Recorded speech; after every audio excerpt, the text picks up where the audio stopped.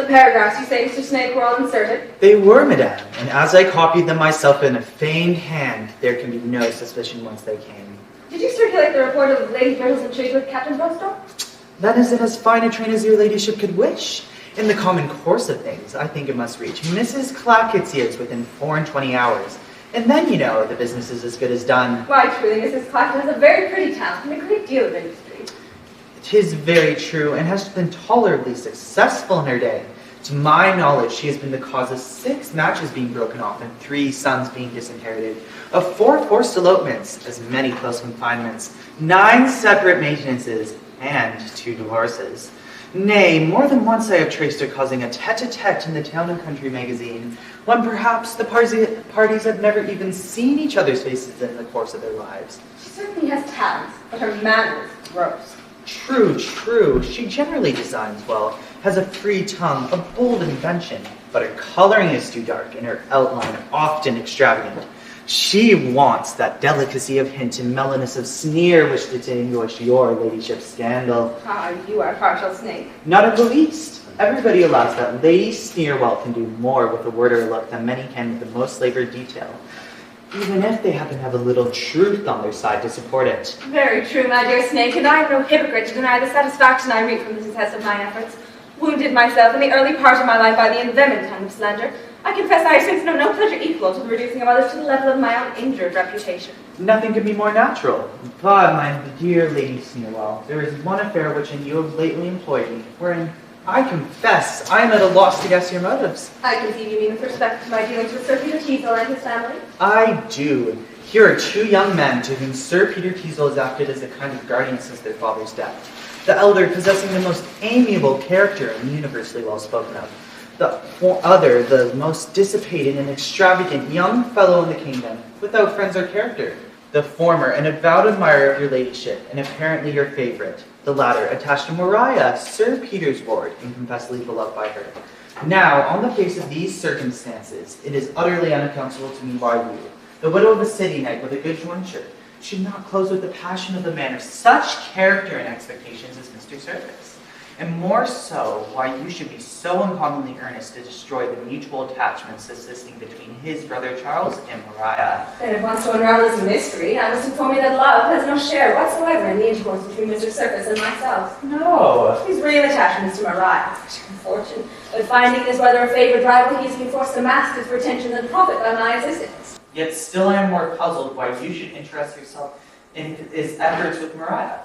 Heavens, how dull you are! Cannot you surmise the weakness which I hitherto through shame have concealed even from you? Must I confess that Charles, that libertine, that extravagant, that bankrupt and fortunate reputation, that he it is for whom I am most anxious and malicious, and to gain whom I would sacrifice everything?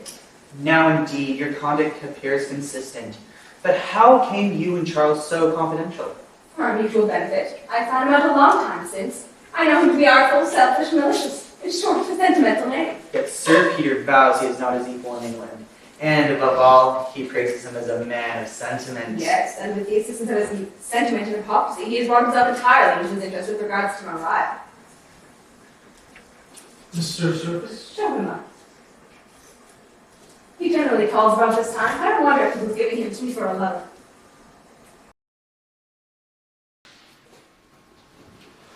Lady Sneerwell, how do you do today? Mrs. Snakey, most obedient. Snake has just been arraigning me on our mutual attachment, but I have informed him of our real views. You know how useful he has been to us, and I assure you the confidence is not ill-placed. Madam, it is impossible for me to suspect a man of Mrs. Snake's sensibility and discernment. Well, no compliments now. But tell me when you last saw your Mistress Maria, or what is more important to me, your brother? I have not seen either since I left you, but I can inform you they never meet. Some of your stories have taken a good effect on Maria. Oh, my dear Snake, the merit of this belongs to you. But do your brother's distresses increase? Every hour, I am told he has had another execution in the house yesterday. In short, his dissipation and extravagance exceed anything I ever heard of. Poor Charles. Aye, madam, notwithstanding his vices, one can't help feeling for him. I'm sure I wish it was in my power to be of any essential service to him, for the man who does not share in the distresses of a brother, even though mad is by his own misconduct, deserves... Oh, Lord, you are going to be moral again and forget that you are among friends. Egad, that's true. I'll save that sentiment till I see Sir Peter. However, it is certainly a charity to rescue Maria from such a libertine. who, if he is to be reclaimed, can be so only of a person of your ladyship's superior accomplishments and understanding. I believe Lady Sneerwell hears company coming. I'll go and copy that letter I mentioned to you. Mr. Surface, you're most obedient. Sir, very good.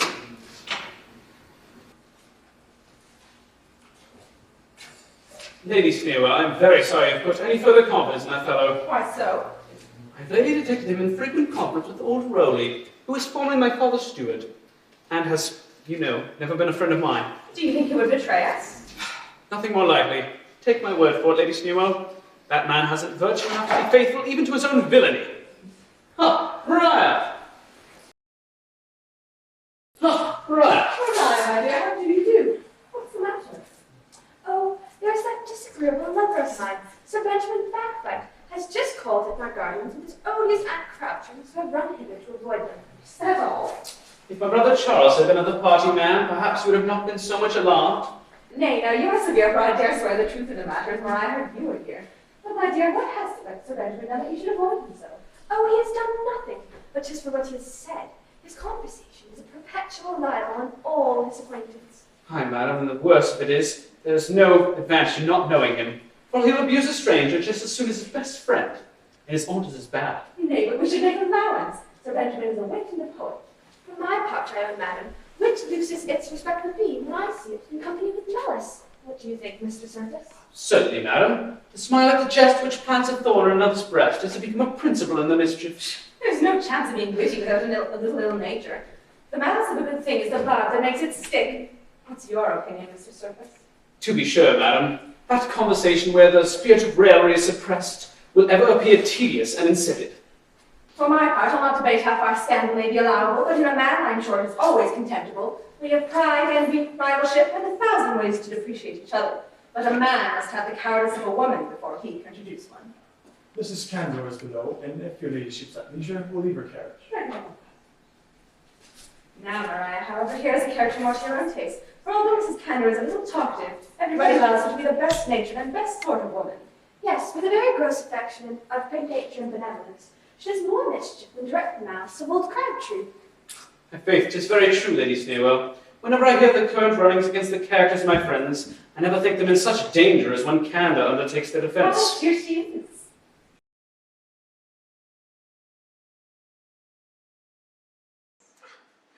Lady Sneerwell, how are you this century? Mr. Service, what news do you hear? Though indeed it is no matter, for I think one hears nothing else but scandal. Just so indeed, madam. Ah, Maria, child, what? Is the whole affair off between you and Charles? His extravagance, I presume? The town talks of nothing else. I'm very sorry, ma'am. The town has so little to do. Very true, child, but there's no stopping people's tongues. I own, I was heard to hear about it, as I was indeed to learn from the same quarter, that your guardians, Sir Peter and Lady Teazle, have not agreed so well as could be wished. 'Tis strangely impertinent for people to busy themselves so. True, child. But people will talk, there's no preventing it. Why, it was but yesterday that I had heard that Miss Gadabout had eloped with Sir Filigree Flirt. Though, indeed, it is no matter, although I did hear it from very good sources. Such reports are highly scandalous. Oh, so they are. Shameful. But the world is so censorious, no character escapes. Why, who would have suspected your friend Miss Prim of an indiscretion? Yet, such is the ill nature of people that they say her uncle stopped her, just as she was stepping into the York diligence with her dancing master. I'll answer for it. There are no grounds for that report. No foundation in the world, I swear. No more probably than the story that circulated last month of Mrs. Festino's affair with Colonel Casino, though to be sure, that matter was never rightly cleared up. The license of invention some people take is monstrous indeed. 'Tis so, but in my opinion, those who report such things are equally culpable. To be sure they are. Tale-bearers are just as bad as the tale-makers. 'Tis an old observation and a very true one. But like I said before, what's to be done? How will you prevent people from talking? Why, today, Mrs. Clackett assured me that Mr. and Mrs. Honeymoon had at last become mere man and wife like the rest of their acquaintances. She likewise hinted that a certain widow had gotten rid of her dropsy and recovered her shape in the most surprising manner. And at the same time was affirmed by Miss Tattle that Woods Bindle had found his lady at a house of no extraordinary fame, and that Sir Harry Duquette and Tom Saunter were to measure swords on a similar provocation. But, Lord, do you think I would report these things? No, no. As I said before, the tale-bearers are just as bad as the tale-makers. Ah, Mrs. Candour, if everybody had your forbearance and good nature. Well, I own it, Mr. Surface. I hate to hear bad things come out against one's acquaintances, but when ugly circumstances do come out, I always love to think the best. By the by, I hope it's not true that your brother is absolutely ruined. I'm afraid his circumstances are very bad indeed, madam. I had heard so, but you must tell him to keep up his spirits. Everybody is almost in the same way. Lord Spindle, Sir Thomas Splint, Captain Quincy, and Mr. Nickett, all up, I hear, within the week. So, if Charles is to be undone, he'll find half his acquaintances ruined too. And that, you know, is a consolation. Doubtless, ma'am, a very good one. Mrs. Crabtree and Sir Benjamin back.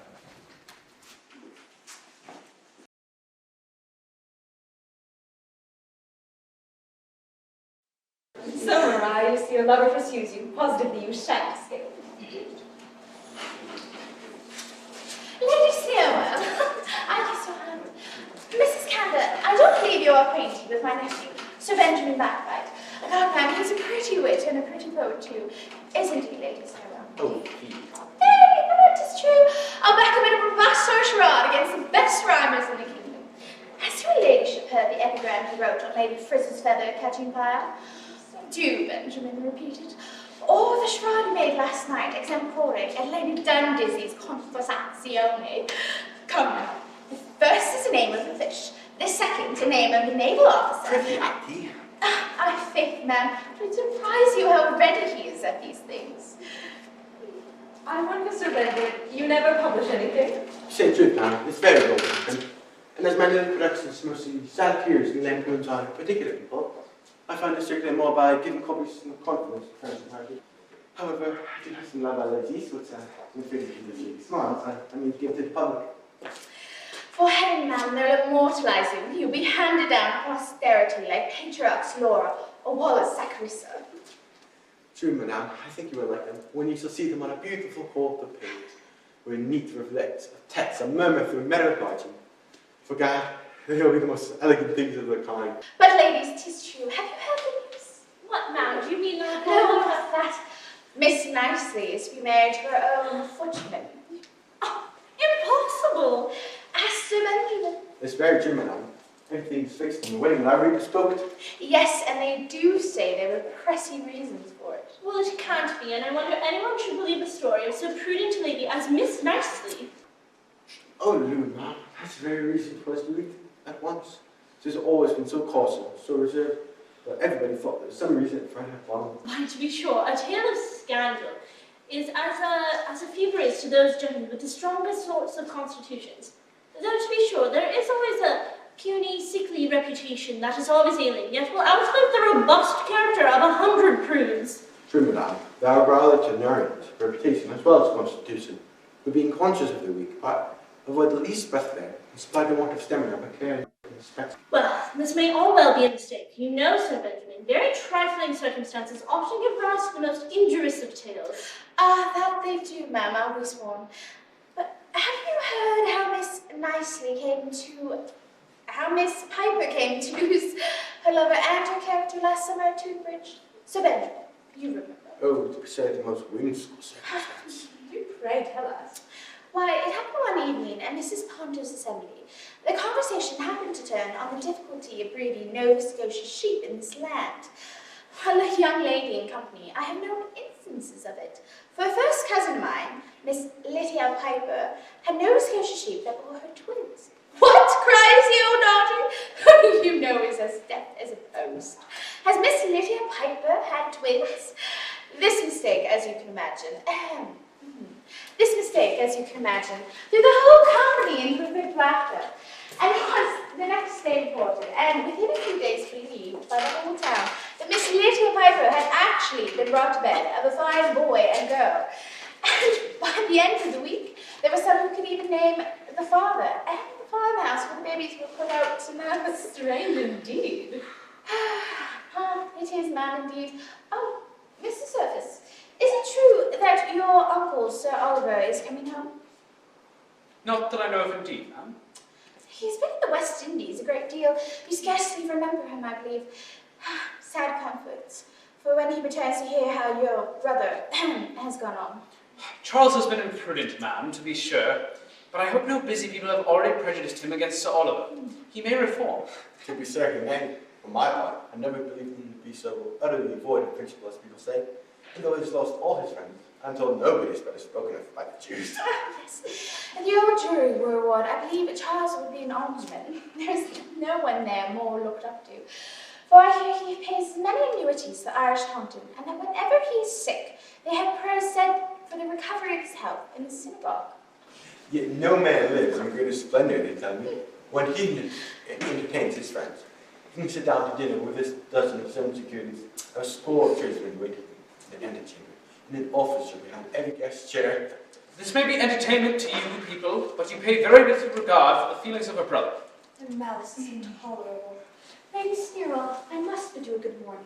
I'm not feeling very well. Well, she changed colour very much. Do Mrs. Cantor follow her? She may want assistance. That I will, ma'am, with all my soul. Poor dear girl, who knows what her situation may be? She's only that she cannot bear to hear Charles reflected on, notwithstanding their difference. The young lady's penitent is obvious. But Bedman, you mustn't give up pursuit for that. Follow her and put her into good spirits. Repeat us some of your verse. Come, assist me. Mr. Surface, I did not mean to hurt you, but depend upon it, your brother is utterly unknown. Unknown as ever man was. Can't raise a guinea. Everything sold and told, that was movable. I've seen one at the house.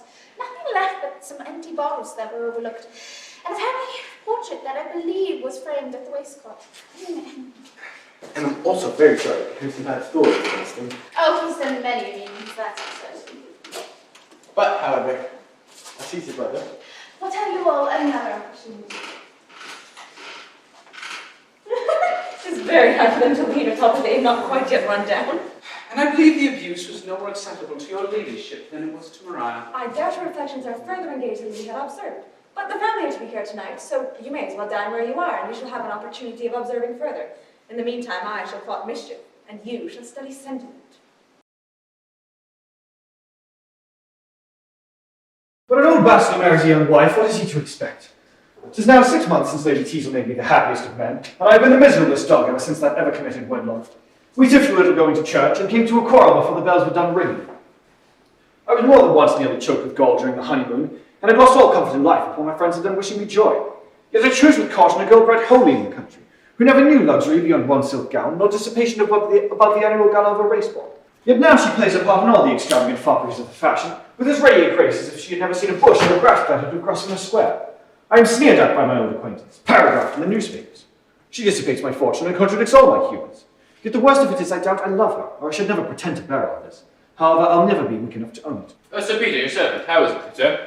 Very bad, Master Rowley, very bad. I meet with nothing but crosses and vexations. What can have happened to have troubled you since yesterday? A good question to a married man. I am sure your lady, Sir Peter, can't be the cause of her uneasiness. Why, has anyone told you she was dead? Come, Sir Peter, you love her, notwithstanding her tempers do not exactly agree. The fault is entirely hers, Master Rowley. I am myself the sweetest tempered man alive and hate a teasing temper, and so I tell her 100 times a day. Indeed. Aye, but what is very extraordinary, in all our disputes she is always in the wrong. But Lady Sneerwell and the set she meets in her house encourage the perverseness of her disposition. Then, to complete my vexations, Maria, my ward, whom I ought to have the power of a father over, is determined to turn rebel too, and absolutely refuses the man whom I have long resolved on for her husband, meaning, I suppose, to bestow herself on his profligate brother. You know, Sir Peter, I've always taken the liberty to differ with you on the subject of these two young gentlemen, for I only wish you may not be deceived in your opinion of the elder. Charles, my life aunt, he will retrieve his heirs yet. The worthy father, once my honoured master, was at his years nearly as well as Spock, and yet when he died, he did not leave a more benevolent heir to lament his loss. You are wrong, Master Rowley. On their father's death, you know I acted as a kind of guardian to them both, till their uncle Sir Oliver's Eastern liberality gave them an early independence. Of course no man could have more opportunity of judging their hearts, and I was never mistaken in my life. Joseph is indeed a model for the young men of the age. He's a man of sentiment, and acts up to the sentiments he professes. But for the other, take my word for it, if he had any grains of virtue left by descent, he has dissipated them along with the rest of his inheritance. I'm sorry to find you so violent against the young man, because this may be the most critical period of his fortune. But I come hither with news that will surprise you. What? Let me hear. Sir Oliver's arrived, and at this moment in town. How? You astonish me. I thought you did not expect him this month. I did not, but his passage has been remarkably quick. Egad, I shall rejoice to see my old friend. 'Tis 16 years since we met. We have had many a day together. But pray, does he still enjoin us not to inform his nephews of his arrival? Most strictly. It means before it is made known to make a trial of their dispositions. Well, there needs no one to discover their merits. However, he shall have his way. But pray, does he know I am married? Yes, and will soon wish you joy. What, as we drink health to a friend in a consumption? Ah, Oliver will laugh at me. We used to rail at matrimony together, but he has been steady to his text. But, Master Raleigh, don't drop the word that Lady Teazle and I ever disagree. By no means. For I should never be able to stand those jokes. So I'd have him think not to forgive me that we are a very happy couple. I understand, but then you must be very careful not to differ while he's in the house. Gad, and that's impossible. Ah, Master Rowley, when an old bachelor marries a young wife, he deserves... No, the crime carries the punishment along with it.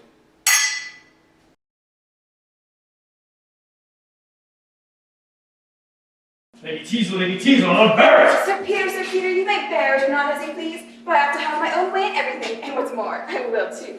What, but I was educated in the country. I know very well that women of fashion in London are accountable to nobody after they're married. Very well, Mum, very well. So a husband is to have no influence, no authority. Authority? No, to be sure. If you wanted authority over me, you should have adopted me and not married me. I'm sure you were old enough. Old enough? Ah, there it is. Well, Lady Teazle, though my life may be made unhappy by your temper, I won't be ruined by your extravagance. My extravagance? I'm sure I'm not more extravagant than a woman of fashion ought to be. No, madam, you shall throw in no more songs and such unmeaning luxury.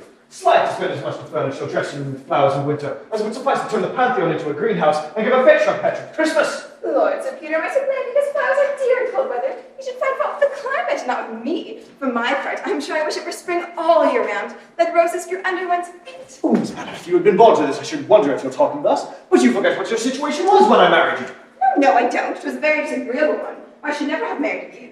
Yes, madam. You were then in somewhat a humbler style, the daughter of a plain country squire. Recollect, Lady Teazle, when I saw you first, sitting at your tambour in a pretty figured linen gown, with a bunch of keys by your side, your hair combed smooth over a roll, and your apartment hung round with fruits and worsted of your own working. Oh yes, I remember it very well, and a curious life I led. My daily occupation to inspect the dairy, superintend the poultry, make extract from the family receipt book, and comb my endeavourous lapdog. Yes, ma'am, 'twas so indeed. And then, my evening amusements, to make patterns for ruffles, which I had not the material to make, to read a novel to my aunt, to be stuck down to old spinach, to strip my boy to sleep after a fox chase. Yes, ma'am, 'twas so indeed. But now you must have your coat, vis-a-vis, and 3 padded from them before your chair, and in summer a pair of white cats to draw you to Kensington Gardens. No recollection, I suppose, of when you were content to ride double behind the butler in a knocked coach horse? No, I didn't. I swear I never did that, and neither butler and the coach horse. This, madam, was your situation, and what have I not done for you? I have made you a woman of fashion, of fortune, of rank. In short, I have made you my wife! Well then, and there's but one thing more you can make me to add to that obligation, and that is... My widow, I suppose? Thank you, madam, but don't flatter yourself, for though your real conduct may disturb my peace, it shall never break my heart, I promise you. However, I am equally obliged to you for the hint. Then why do you endeavour to make yourself so disagreeable to me and force me in every little elegant expense? Slight, madam, I say, had you any of these elegant expenses when you married me? Lord, Sir Peter, would you have me under the fashion? The fashion, indeed! What had you to do with the fashion before you married me? For my part, I should think you would like to have your wife but a woman of taste. Ah, there again, taste! Zounds, madam, you had no taste when you married me. That's very true indeed, Sir Peter. And after having married you, I'm sure I should never pretend to taste again. But now, Sir Peter, if we have finished our daily jangle, I presume we may go to my engagement at Lady Sneerwell's. Ah, there's another precious circumstance. A charming set of acquaintances you have made there. Nay, Sir Peter, they are people of rank and fortune, but remarkably tenacious of reputation. Yes, they are tenacious of reputation with a vengeance, for they don't choose anyone should have a character with themselves. Such a crew. Ah, many a wretch has ridden a hurdle who has done less mischief than those coiners of forged tales, coiners of scandal, and clippers of reputation. What, would you restrain the freedom of speech? Oh, they have made you just as bad as anyone in the society. Why, I do believe I bear a part, with a tolerable grace. But I vow I have no malice against the people I accuse when I say ill-natured things out of pure good humour, and I take it they deal in exactly the same manner with me. But, Sir Peter, you know you promised to come to Lady Sneerwell's too. Well, I'll come just to look after my own character. Then indeed you must make haste after me, or you'll be too late. Say goodbye to you. So, I have gained much by my intended expostulations, yet what a charming air she contradicts everything I say, and how pleasingly she shows a contempt of my authority. Well, though I can't make her love me, there is great satisfaction in quarrelling with her, and I think she never appears to such advantages when she's doing everything in her power to plague me.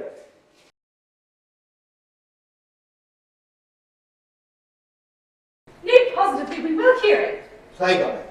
It's mere nonsense. Nay, for not. 'Tis very clever for it, so important. But ladies, you should be acquainted with the circumstances. You must know that one day last week, Lady Hedwig Church was singing ducks in Hyde Park in a sort of do-this or fan farm. she desired me to correct verses upon her poems. Upon which I took out my pocketbook, and in one moment produced the following. Sir, never was seen such two beautiful plumes, or the horses are clowns and these macaroons. To give them this title, I'm sure it isn't wrong. Their tails are so long, and their legs are so slim. There these thugs back to work, but they're on horseback too. A very phoebus mountain indeed, Sir Benjamin. Dear sir, trifles. I must have a coffee. My dear Lady Teasel, how do you do? I hope Sir Peter will come and visit us. I believe he'll wait on your ladyship presently. Maria, my love, you look grave. Come, we shall sit down to cards with Mr. Surface. I take very little pleasure in cards. However, I'll promise your ladyship, please. I'm surprised Mr. Surface should sit down with her, not with me. I thought he would have embraced this opportunity of speaking to me before Sir Peter came. Now, Di, you're so scandalous. I'll forswear your society. What's the matter with Scandal? The law to allow our friend Miss Vermilion to be handsome. Surely she's a pretty woman. I'm very glad you think so. She has a charming, fresh color. Yes, when it is fresh put on. Oh, fine. I swear her color is natural. I have seen it come and go. I dare swear you have, ma'am. It goes of a night and comes again in the morning.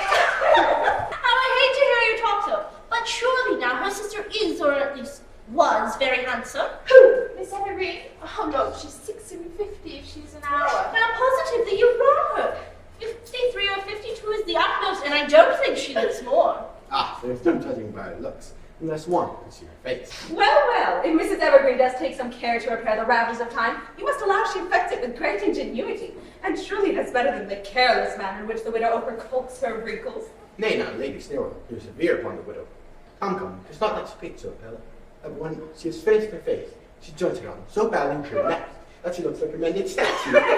And afterwards, the Queen sees at once that the head tomorrow are the trunks and teeth. Well said, nephew. Oh, well, you make me laugh, but I vow I hate you for it. Tell me, what do you think of Miss Simper? Why, she is very good teeth. Yes, and on that account, she never absolutely shuts her mouth, but always leaves it on a jar, as it were. How can you be so severe? Nay, Ella, that's better than the pains Miss Prim takes to conceal her losses in front. She absolutely shuts her mouth till it resembles the aperture of a poor's box, and all the words appear to slide out edgeways. Lady Teasel, I see you can be quite severe.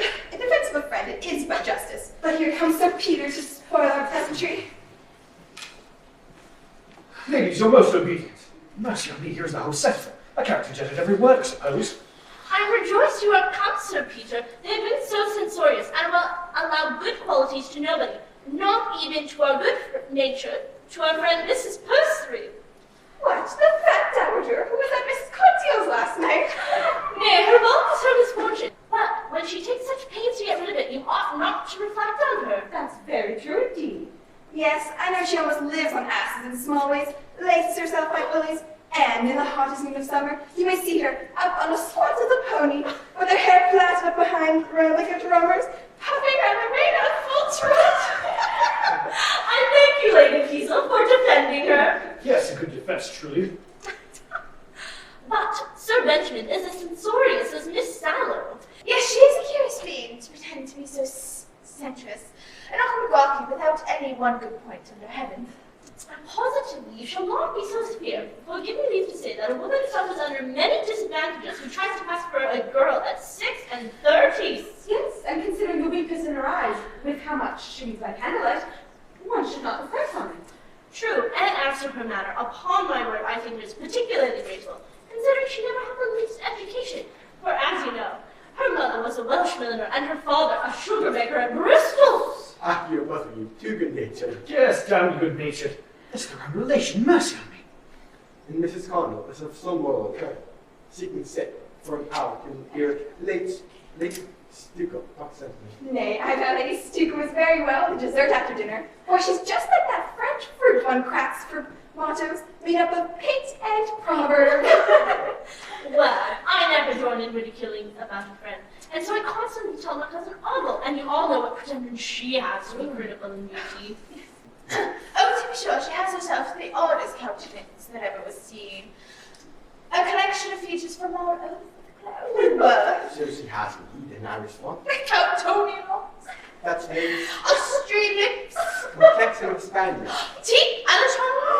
The sport appears to resemble the Indian apartment spa. The nurture guests are increasing. Oh, a close of General Nosington are the only parties likely to know an issue. Mercy on my life, a person they dine with twice a week. Nay, you shall not carry on for laughter so. Forgive me leave to say that Mrs. Ogle... Madam, I beg your pardon. There's no stopping these good gentlemen's tongues, but when I tell you, Mrs. Campbell, that the lady they are abusing is a particular friend of mine, I hope you'll not take her part. Well said, Sir Peter, but you are a cruel creature, too phlegmatic yourself for a jest, and too ill-natured to allow wit in others. Ah, madam, true wit is more nearly allied to good nature than your ladyship is aware of. True, Sir Peter. I believe they are so near kin that they can never be united. Or rather, madame, suppose they're married wives, because one so seldom sees them together. But Sir Peter is such an enemy to scandal. I believe he would have it put down by the Parliament. For heaven, madam, if they were to consider the sporting reputation of as much importance as poaching on manners, and thus act for the preservation of fame, I believe there are many who would thank them for the bill. Oh, Lord, Sir Peter, would you deprive us of our privileges? And then no person should be permitted to kill character or run down reputation, but qualified old maids and disappointed widows. Oh, you monster! But sure, Sir Peter, you would not be so severe on those who only report what they hear. Yes, madam, I would have law motioned on them too. And in all cases of slander currency, whenever the drawer of the lie was not to be found, the injured party should have a right to come on any of the endorsers. Well, for my part, there never was a scandalous tale without some outrage. Come, ladies, shall we sit down to cards in the next room? I'll be with you directly. I'll get away unperceived. Sir Peter, you are not leaving us. Your ladyship must excuse me, but I'm going away on particular business. However, I leave the character behind me. Well, truly, lady Tisa, that boy here is a strange thing indeed.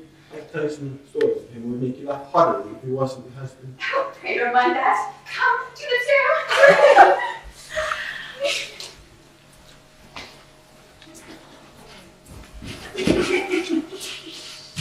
Mariah, I see you have no satisfaction in this society. How is it possible I should, if to raise malicious smiles at the misfortunes and injuries of those who have never injured us to the profits of wit or good humour, have been granted me a double portion of dullness?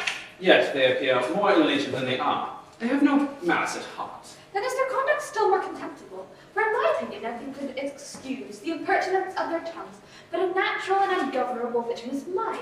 But can you, Mariah, feel thus for others, and be unkind to be alone? Is hope to be denied the tenderest passion? Why will you distress me by renewing this subject? Ah, Mariah, but you not treat me thus and oppose your guardian Sir Peter's wishes. But that I see that profligate Charles is still an unfavoured rival. Ungenerously urged. Whatever my sentiments of that young man are, be assured I shall not feel more bound to give him up because his distresses have lost him the regard of even a brother. Nay, but Mariah, you will not treat me thus. Please do not leave me with a frown. Oh, it's honest, I swear. Miss Lady Teazle. You must not, no, you shall not, although I have the greatest regard for Lady Teazle. Lady Teazle, Yet 'twas Sir Peter's who suspect. what's this, pray? Do you take her for me? Child, you are wanted in the next room. What is all this, pray? Oh, the most unlucky circumstance in nature. I had somehow suspected the tender concern I have for your happiness, and I certain to acquaint Sir Peter with her suspicions, and I was just endeavouring to reason with her when you came. Indeed, but you seem to adopt a very tender method of reasoning. Do you usually argue on your knees? Oh, she's a child, and I thought a little bombast. But, Lady Teazle, when are you to give me your judgment on my library, as you promised? No, I begin to think it would be imprudent. And you know I admit you as a lover no further than what fashion requires. True, a mere platonic cispio, what every London wife is entitled to. Certainly, one must not be out of the fashion. However, I have so much of my country prejudices left that, though Sir Peter's ill humour may vex me ever so, it shall never provoke me to... To the only revenge in your power. Well, I applaud your moderation. Go, you are an insinuating wretch. But we shall be missed. Let us join the company. But we had best not return together. Well, don't stay. For Mariah shan't come to hear any more of your reasoning, I promise you. A curious dilemma, truly, my politics have led me into. I wanted at first only to ingratiate myself with Lady Teazle, that she might not be my enemy with Mariah. And I have, I don't know how, become her serious lover. Sincerely, I begin to wish I had never made such a point of gaining so very good a character, for it has led me into so many cursed rogueries that I doubt I shall be exposed at last.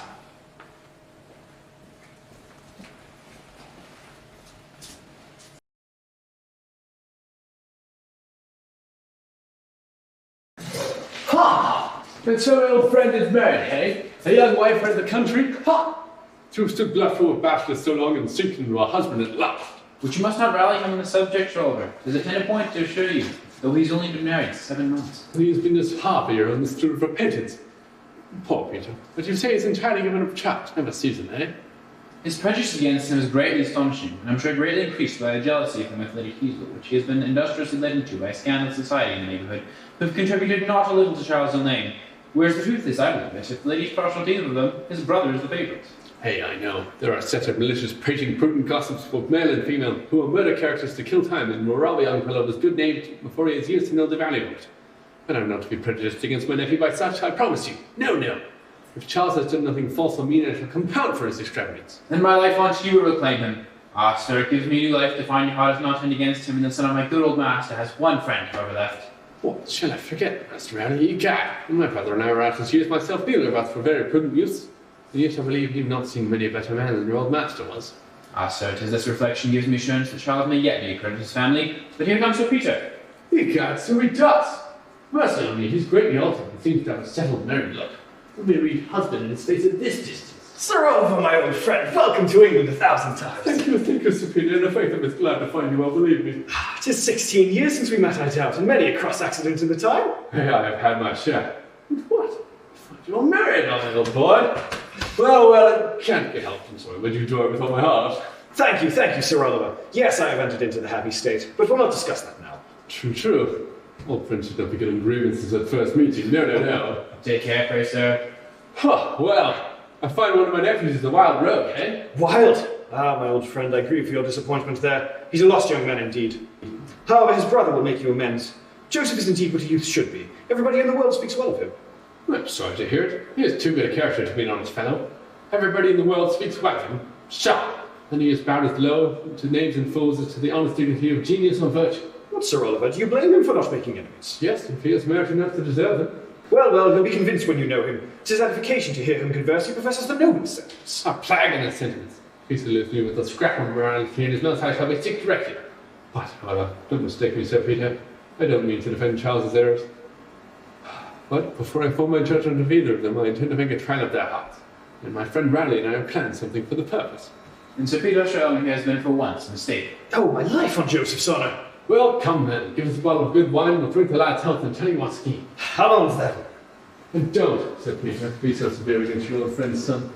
All's my life, I'm not sorry to run out to the coast a little. For my part, I hate to see prudence the green suckers of evil. 'Tis like ivy round the sapling, spoils the growth of the tree.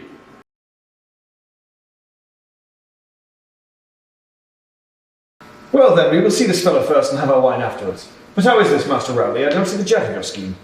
Why, sir, this Mr. Stanley of whom I was speaking is nearly related to him by the mother. He was once a merchant in Dublin, but has been ruined by a series of undeserved misfortunes. He has applied by letter since his confinement to both Mr. Surface and Charles.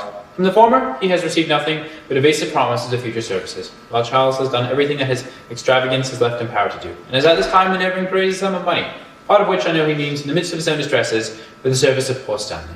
Oh, he is my brother's son. But how is Sir Oliver personal to you? Why, sir, I will inform Charles and his brother that Stanley has obtained permission to apply in person to his friends, and as they have neither of them ever seen him, let Sir Oliver assume his guise, and he shall have a fair opportunity of judging at least the benevolence of their dispositions. And believe me, you will find in the youngest brother, one who in the midst of folly and dissipation has still, as our Multibot expresses it, tear for pity and hand as open as the day for melting charity. What signifies his having an open hand or purse either when he has nothing left to give?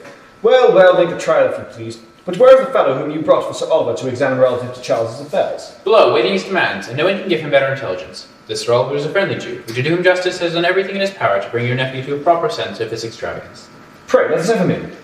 Desire Mr. Moses to walk upstairs. But why should you suppose he will speak the truth? Oh, I have convinced him he has no chance of recovering certain sums advanced to Charles, but through the bounty of Sir Oliver, who he knows arrived. So you may count on his fidelity to his interest. And I have another evidence, one Mr. Snake, whom I have detected in a matter of little short of forgery, and shall produce shortly, to remove some of your prejudices, Sir Peter, relative to Charles and Lady Teazle. I've heard too much on that subject. Here comes the honest Israelite. This is Sir Oliver. Sir, I understand you've lately had great dealings with my nephew Charles. Yes, Sir Oliver, I've done all I could for him, but he was ruined before he came for my assistance. I was unlucky, truly, for you have had no opportunity of showing your talents. None at all, none at all. I hadn't the pleasure of knowing his distresses till he was thousands worth and nothing. Unfortunate indeed. I suppose you've done all in your power for him, honest Moses. Yes, and he knows that. For this very evening I have brought him a gentleman from the city, whom he does not know and will, I believe, advance him some money. What, one Charles has never had money from before? Yes, Mr. Premium of Crutch Friars, formerly a broker. Gad, Sir Oliver, a thought strikes me. Charles, you say, doesn't know Mr. Premium. None at all. Now then, Sir Oliver, you may have a better opportunity of satisfying yourself than by an old romancing tale of a poor relation. Go with my friend Moses and represent Mr. Premium, and then I'll answer for it, you shall see your nephew in all his glory. Egad, I like this idea better than the other. And I may visit Joseph afterwards as old Stanley. True, so you may. Well, this has taken Charles Bradford at a disadvantage. However, Moses, you understand, Sir Oliver, and will be faithful? You may depend upon it. I'll accompany you as soon as you please, Moses. But hold, I forgot one thing. What flag shall I be able to pass for a Jew? There is no need. The principal, he is Christian. Is he? I'm sorry to hear it. But then again, aren't I rather too smartly dressed to look like a moneylender? Not at all. It would not be out of character if you went in your own carriage, would it, Moses? I'm the least. Well, how must I talk? There's certainly some kind of usury mode of treating them out to know. Oh, there's not much to learn. The great point is, as I take it, to be exorbitant enough in your demands, eh, Moses? Yes, that is a very great point. I'll answer for it to not be wanting in that. Ask him 8 or 10% on the loan at least. If you ask him no more than that, you'll be discovered immediately. But the plague, how much then? Well, it depends on the circumstances. Should he appear not very anxious for the supply, should require no more than 40 or 50%. But if you find him in great distress and should want the monies very bad, you may ask double. Good honest trade you're learning, Sir Oliver. Truly, I think so. Not unprofitable. And you know, you haven't the monies yourself, but are forced to borrow from a friend.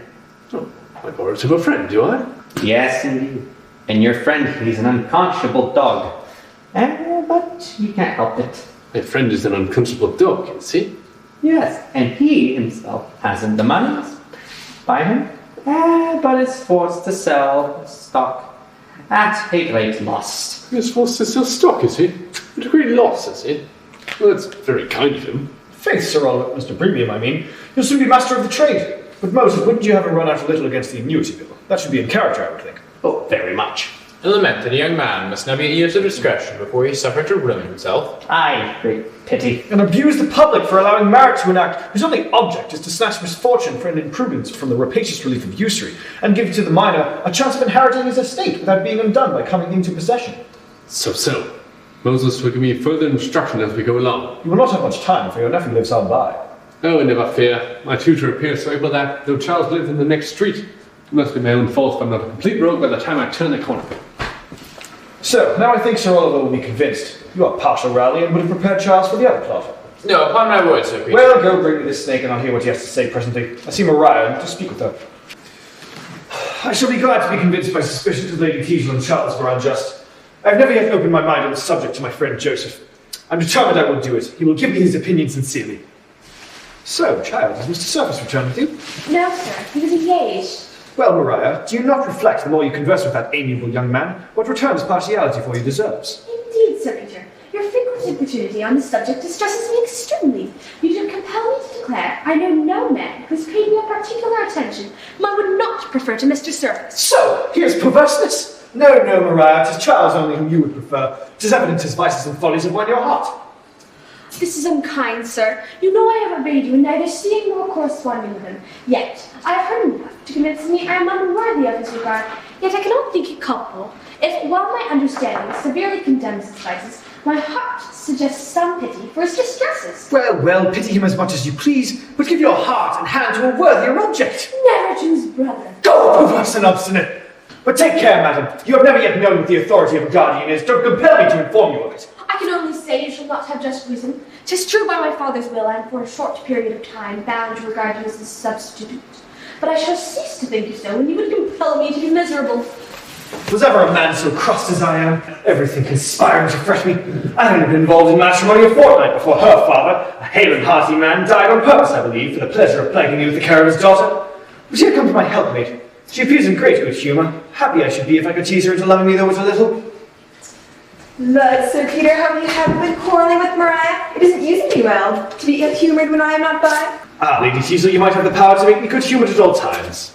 I'm sure I wish I had, for I wanted to be a charming sweet uncle at this moment. Do be good-humoured now, and let me have £200 in. £200? What, aren't I to be in a good humour without paying for it? But speak to me thus, and faith, there's nothing I could refuse you. You shall have it, but seal me a bond for the repayment. Oh, no, dear, this note of hand will do as well. And you shall no longer reproach me for giving you an independent settlement. I mean, shortly to surprise you. But shall we always live thus, hey?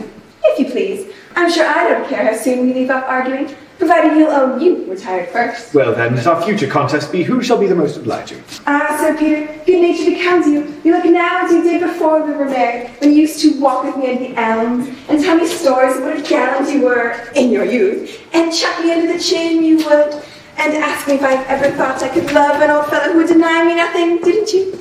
Yes, and you were as kind and attentive. Aye, so I was. Would always take your part when my acquaintance used to abuse you and turn you into ridicule. Indeed. Aye, and when my cousin Sophie has called you a stiff, peevish old bachelor and laughed at me for thinking of marrying one who might be my father, I have always defended you and said I didn't think you were so very ugly by any means, and that I dare say you'd make a very good sort of husband. And you prophesied right, and we shall certainly now be the happiest couple. And never differ again? No, never. Though at the same time, indeed, my dear Lady Teasel, you must watch your temper very narrowly. For in all our little arguments, my dear, if you recollect my love, you always began first. I beg your pardon, my dear Sir Peter.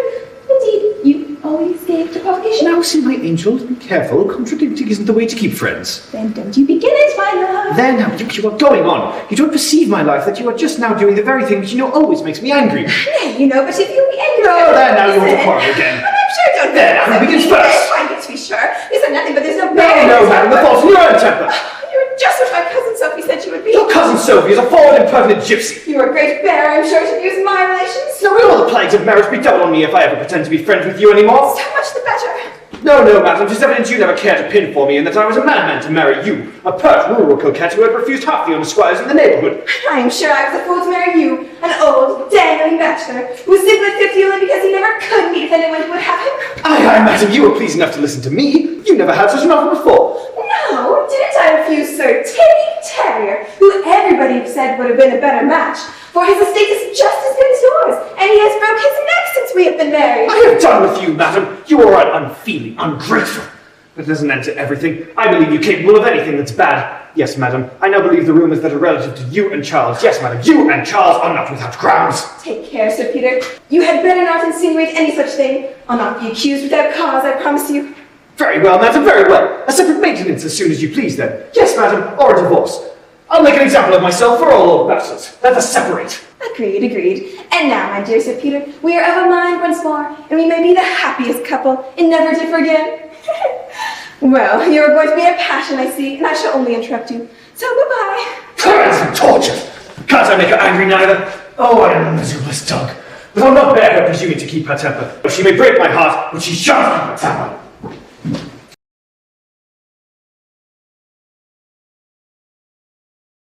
Here, Master Moses, if you'll wait a moment. I'll try and see whether Mr... What's the gentleman's name? Mr. Premium.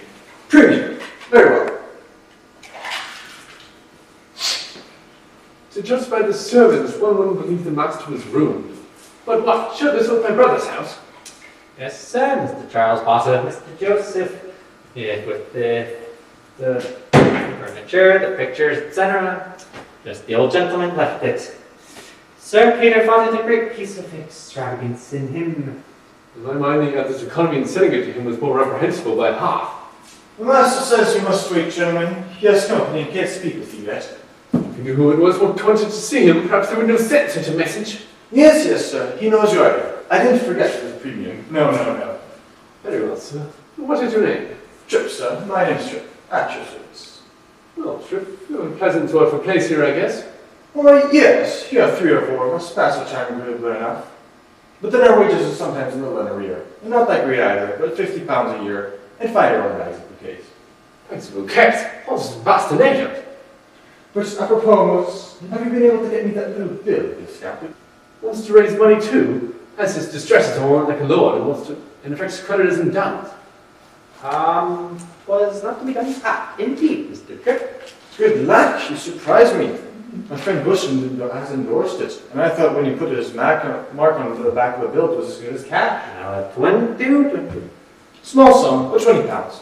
How humorous. Do you think you can get it by way of annuity? An annuity? Ha ha ha! A footman raised money by annuity? Well done, luxury, egad. But you need to insure your place. Oh, with all my heart, I'll insure my place. And my life too, if you please. I want your neck. But then Moses, it must be done before the stand register takes place. One wouldn't like to have one's name made public, you know. No, certainly. But is there nothing you could deposit? Why, nothing capped with my master's wardrobe has dropped lately, but I could give you a mortgage on some of his winter clothes with equity of redemption before November. Or you shall have the reversion of the French velvet, or a postal on the blue and silver. These, I should think, with a few pair of point ruffles as collateral security. Ain't no little fellow? Oh, well... Jack, I hear the bell. I believe, gentlemen, I may now introduce you. Do not forget the annuity, little Moses. This way, gentlemen. Ensure my place, you know. If the servant be the shadow of his master, this is the temple of dissipation indeed. For heaven, 'tis true, there's the great degeneracy of our age. Many of our acquaintance have tasted spirit of lightness. What plague on it they better drink? 'Tis very true indeed, Charles. They give into all the substantial luxuries of the table and abstain from nothing but wine and oil. Oh, certainly, society suffers quite intolerably. For now instead of the social spirit of rarity, they used to mansion over a glass of bright burgundy. Their conversation has become just like the spa water they drink. It has all the petits and flashes of champagne, without its spiritual flavour. But were they two who love plenty more than wine?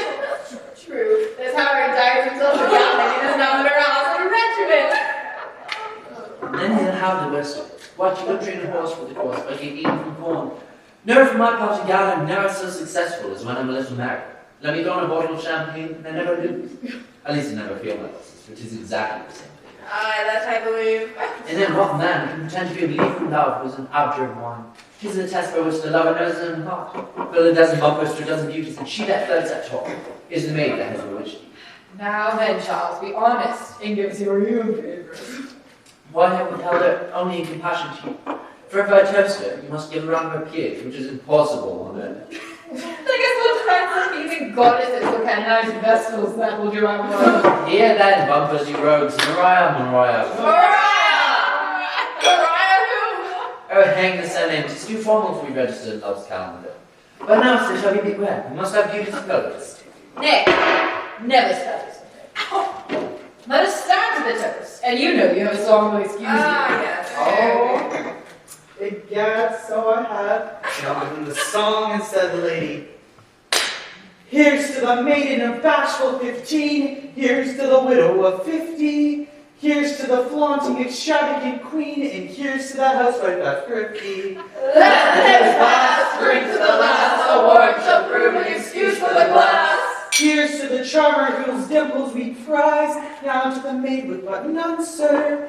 Here's to the girl with a pair of blue eyes. And now for the nymph with but one, sir. Let the days pass, drink to the last, a word shall prove an excuse for the glass. Here's to the maid with a bosom of snow. Now to her that's as brown as a berry. Here's to the wife with a face full of woe. And now for the damsel that's merry. Let the days pass, drink to the last, a word shall prove an excuse for the glass. Let him be clumsy, or let him be slim, young or ancient, I care not a feather. So, fill a pint bumper quite up to the brim. And let us untoast them together. Let the days pass, drink to the last, a word shall prove an excuse for the glass. Bravo!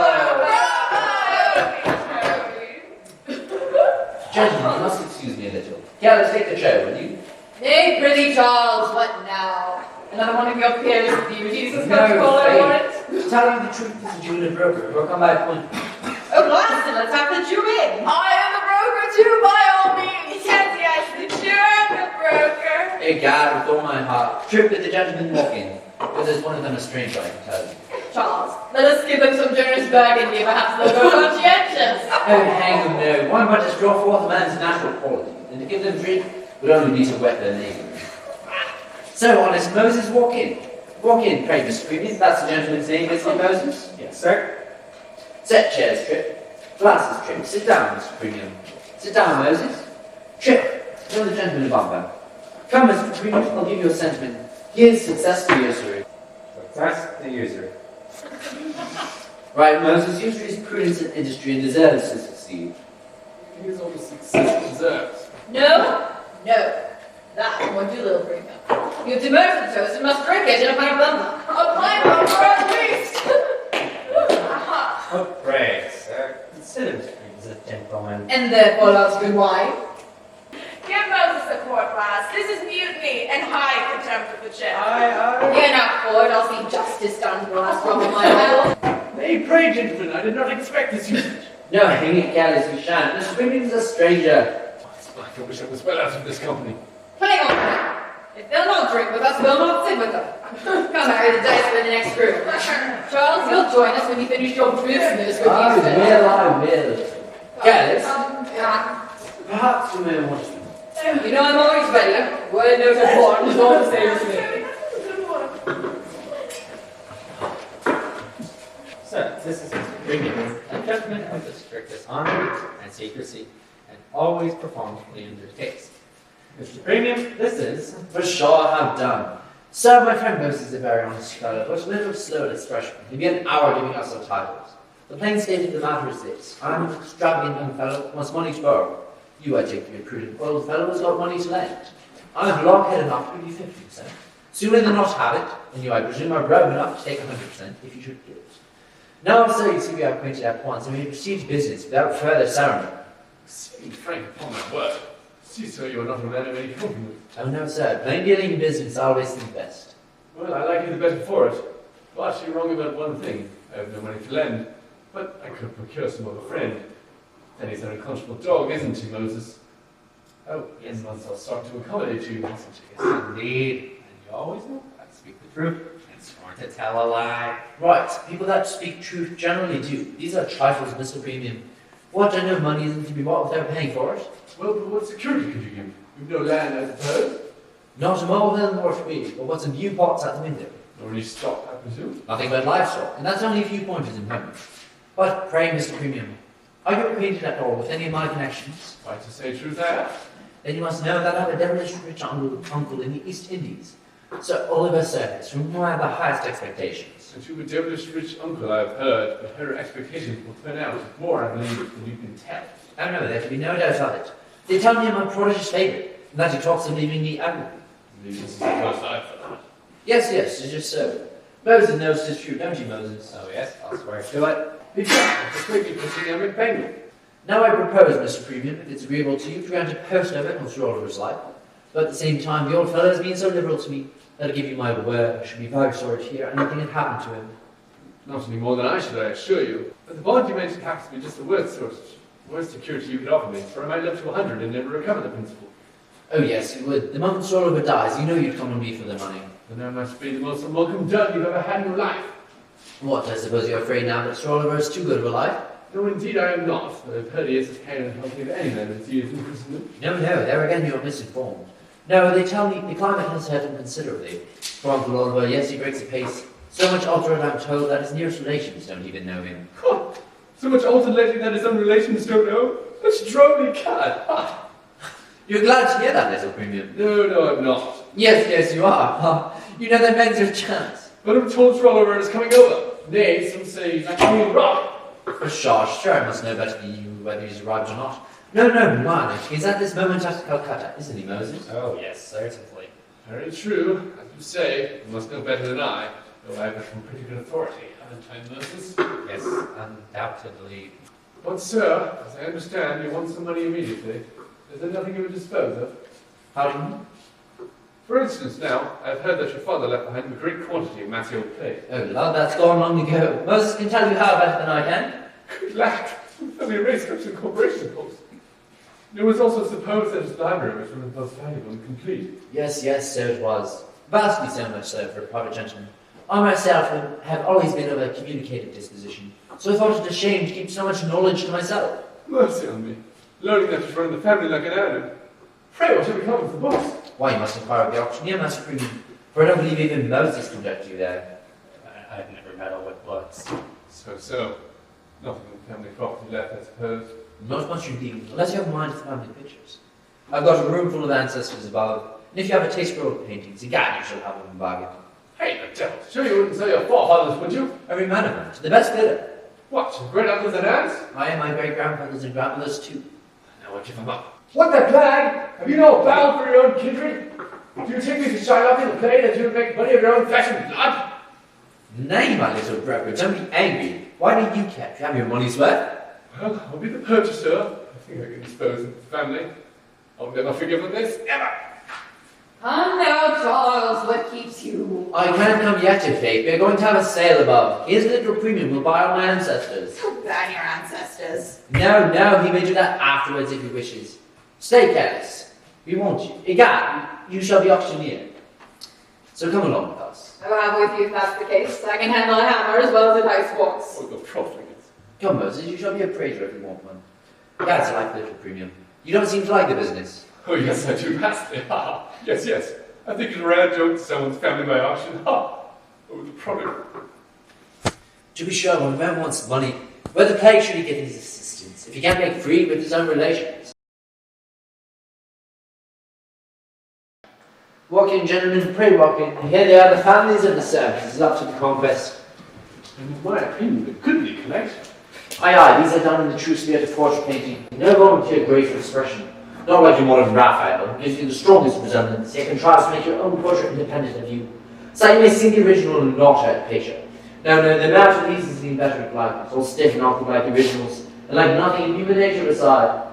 Oh, we shall never see such figures of men again. No, I hope not. See, Master Premium, what a domestic character I am. Here I sit of an evening, surrounded by my family. But come, get your public, Mr. Auctioneer. Here's an old dirty chair, my grandfather's will answer the purpose. Aye, this'll do. But Charles, I've never hammered what's an auctioneer without his hammer. Egad, that's true. What parchment have we here? Richard heir to Thomas. Our genealogy in full. Why, careless you rogue, you shall have no common bit of mahogany. And here's the family tree for you. This shall be your hammer, now you knock down my ancestors with their own pedigree. You shall a natural rogue, an ex post facto parasite. Yes, the list of your generation indeed. Charles, you couldn't have found a better thing for the business. For this will serve not only as a hammer, but as a catalogue into the bargain. Oh, come, let us begin. Going. Bravo, careless. Well, here's my uncle, Sir Richard Sheridan, a marvellous good general in his day. I'll show you. Served in all of the Duke of Marlborough's wars. Got that cut over his eye, battle malcontent. What say you, Mr. Premium, look at him? There's a hero for you, not cut out of his feathers, like as your modern clipped captains are, but enveloped in wigs and regimentals, as all good generals should be. What do you bid? Mr. Premium will have you speak. Why, then you shall have him for £10, and I'm sure that's not dear for a staff officer. Heaven deliver me. His famous Uncle Richard for £10. Oh, sir, I take him at that. Careless, knock down my Uncle Richard. Now here's a maiden sister of his, my great Aunt Deborah, done by now and thought to be in his best manner, and a very formidable likeness. There she is, you see, an orchard is sorting of fruit. You shall have her for £5.10. The fruit is worth the money. Oh, poor Aunt Deborah. A woman who puts such a value on herself. £5.10, she's mine. Knock down my Aunt Deborah. Here now, she that were sort of cousins of theirs. You see, most of those pictures were done some time ago when bow wore wigs and ladies wore their own hair. Yes, truly, headdresses appear to have been a bit lower in those days. Well, take that couple for the same. It's a good bargain. Careless. This now is a grandfather of my mother's, a learned judge and well known on the Western Circuit. What do you rate him at, Moses? 4 guineas. 4 guineas, you don't bid me the price of this wig. Mr. Premium, you have more respect for the wool set. Do let me lock down his lordship at 15. By all means. Gone. And then there are 2 brothers of his, Sir William and Walter Blunt, Esquires, both members of Parliament and wonderful good speakers of their day. I believe, and what's very extraordinary, I believe this is the first time they ever bought or sold. That is very extraordinary. I take them at your own price for the honour of Parliament. Well said, little premium, and I'll come down at 40. Here now is a jolly fellow. I don't know of relation, but he was mayor of Manchester. Take him at £8? No, 6 will do for the man. Come, make it guineas, and I'll throw the alderman in there to the bargain. Never mind. Careless, knock down the mayor and the alderman, but we shall be all day retailing in this manner. Do let us deal wholesale. What say you, little premium? Give you $300, and I'll give you the whole family in the lump. Aye, that'll be the best way. Well, anything to accommodate you. But, however, there's one portrait which you always seem to pass over. What, the ill-looking fellow over there by the dresser? Yes, I do mean that. We don't think him so ill-looking little fellow by any means. Oh, that's my Uncle Oliver. Just done before he went to India. Oh, your Uncle Oliver! God! Then you'll never be friends, Charles.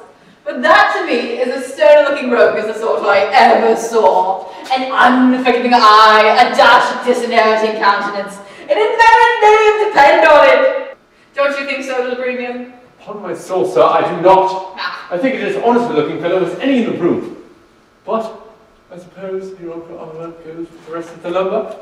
No, hang it, I'll not part with Prunol. The old fellow has been very good to me, and again I'll keep his picture while I have room to put it in. The road might be after all. But sir, I have somehow taken a fancy to that picture. And I'm sorry for it, but you certainly will not have it. Oons, haven't you got enough of them? I forgive him everything. But sir, when I've taken whim in my head, I don't value money. I give as much for him as for all the rest. Don't tease me, Master Broker. I'll tell you not, I'll not part with it, and there's an end on it. As far as the dog is. Well, I have done. I did not perceive it before, but I think I never saw such resemblance. Well, sir, here's a draft for your son. Come, Moses. Why, it is for £800. You will not let Oliver go? Zounds, no, I tell you once more. Then never mind the difference. We'll balance another time. But give me your hand in the bargain. If you're an honest fellow, Charles, I beg pardon for being so free. Egad, this is a good school, old fellow. But Harpy Premium, you'll prepare lodgings for these gentlemen? Yes, we'll send for them in a day or two. But hold, do not send a genteel conveyance, for I assure you, most of them used to ride in their own carriages. I will wail for all but Oliver. Aye, all but the little honest nabog. You're fixed on it. But I'm told it. A dear extravagant rogue. Good day. Come, Moses. Let me hear now who dares call him profligate. Well, that is the oddest sort of genius I ever saw. Egad, he's a prince of brokers, I think. I wonder how the devil Moses got acquainted with so honest a fellow. Ha, here's Rowley. Do care, let's say I'll join the company in a moment. I will, but don't let that little blockhead persuade you to squander any of that money on musty old debts or that such nonsense. For tradesmen, Charles, the most exorbitant of fellows. Very true, paying them is only encouraging them. Nothing else. Aye, never fear. So this was an odd fellow indeed. Let me see, 2/3 of this is mine by right. £530. For heaven, I found one's ancestors to be more valuable relations than I took them for. But ladies and gentlemen, you must be obedient and very grateful humble servant. Ha, old Rowley, again, you're just come in time to take leave of your old acquaintance. I heard they were going, but I wonder you can have such spirits under so many distresses. Why, there's the point. My distresses are so many that I can't afford to part with my spirits. But I shall be rich and splendid, all in good time. However, I suppose you are surprised that I'm not sorrowful at parting with so many near relations. To be sure, it is very affecting. But rot 'em, they never move a muscle, so why should I? There's no making you serious a moment. Yes, faith, I am so now. Here now, honest Rowley, give me this change, and bring £100 of it immediately to old Stanley. £100? Consider only... God's life, don't talk about it. Poor Stanley's wants are pressing. If you don't make haste, we shall have someone come who has a better right to the money. Aye, that is the point. I'll never cease dunning you with the old proverb... Be just before you are generous, eh? Why, so I would if I could, but justice is an old hobbling lame beldam, and I can't get her to keep pace with generosity for the life of me. Yet, Charles, believe me, 1 hour's reflection... Aye, it's all very true. But hark ye, Rowley, for heaven all years, so damn your economy, and now for passing. made a purchase. Yes, the young rake has parted with his ancestors like old tapestry. And he's commissioned me to redeliver you part of the purchase money. I mean, knowing your necessary character of old Stanley. Ah, there's a pity of all. He's so damned charitable. And I have left a hosey and details in the hall, who I'm sure will be paid. And this 100 would satisfy him. Well, I'll pay his debts and his benevolences too. But now I'm no more a broker, and you shall introduce me to the other brother as old Stanley. Not yet a while. Sir Peter I know means to call there about this time. Gentlemen, I beg pardon for not showing you out. This way. Moses, a word. There's a fellow for you. Would you believe it? That poppy intercepted a Jew on a coming and wanted to raise money before he got to his master. Indeed. Oh, Master Rowley, in my day, servants were content with the follies of their masters when they were worn with them a little threadbare. But now they must have their vices like their birthday clothes, to the gloss on. No letter from Lady Cecil? No, sir. I'm surprised she didn't consent if she's prevented from coming. Sir Peter certainly does not suspect me, yet I wish I may not lose the heiress for the scrape I have drawn myself in with the wife. However, Charles and Prudence and bad character are great points in my favour. Sir, I believe that must be Lady Cecil. Hold, see whether it is before you go to the door. I have a particular message for you, if it should be my brother. 'Tis a ladyship, sir. Show us these other chair out the owners in the next street. Stay. Draw that screen before the door.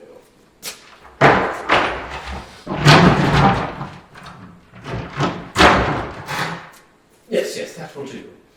My neighbour is a maiden lady of so curious a temper.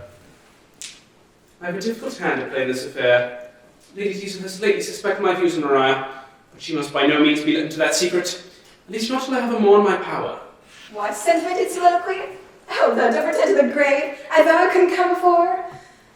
Oh, madam, punctuality is a species of constancy, a very unfashionable quality in a lady. Upon my word, you have to pity me. Do you know, Sir Peter has been so suspicious and so ill-tempered of late. Suspicious of Charles, too. That's the best of the story, isn't it? I'm glad my scandalous friends keep that up. I'm sure I wish you would just let Maria marry him, and then perhaps you'd be convinced. Don't you, Mr. Surface? Indeed I do not. Oh, certainly I do. But then my dear Lady Teasel would also be convinced how wrong her suspicions are of my having any design on the little girl.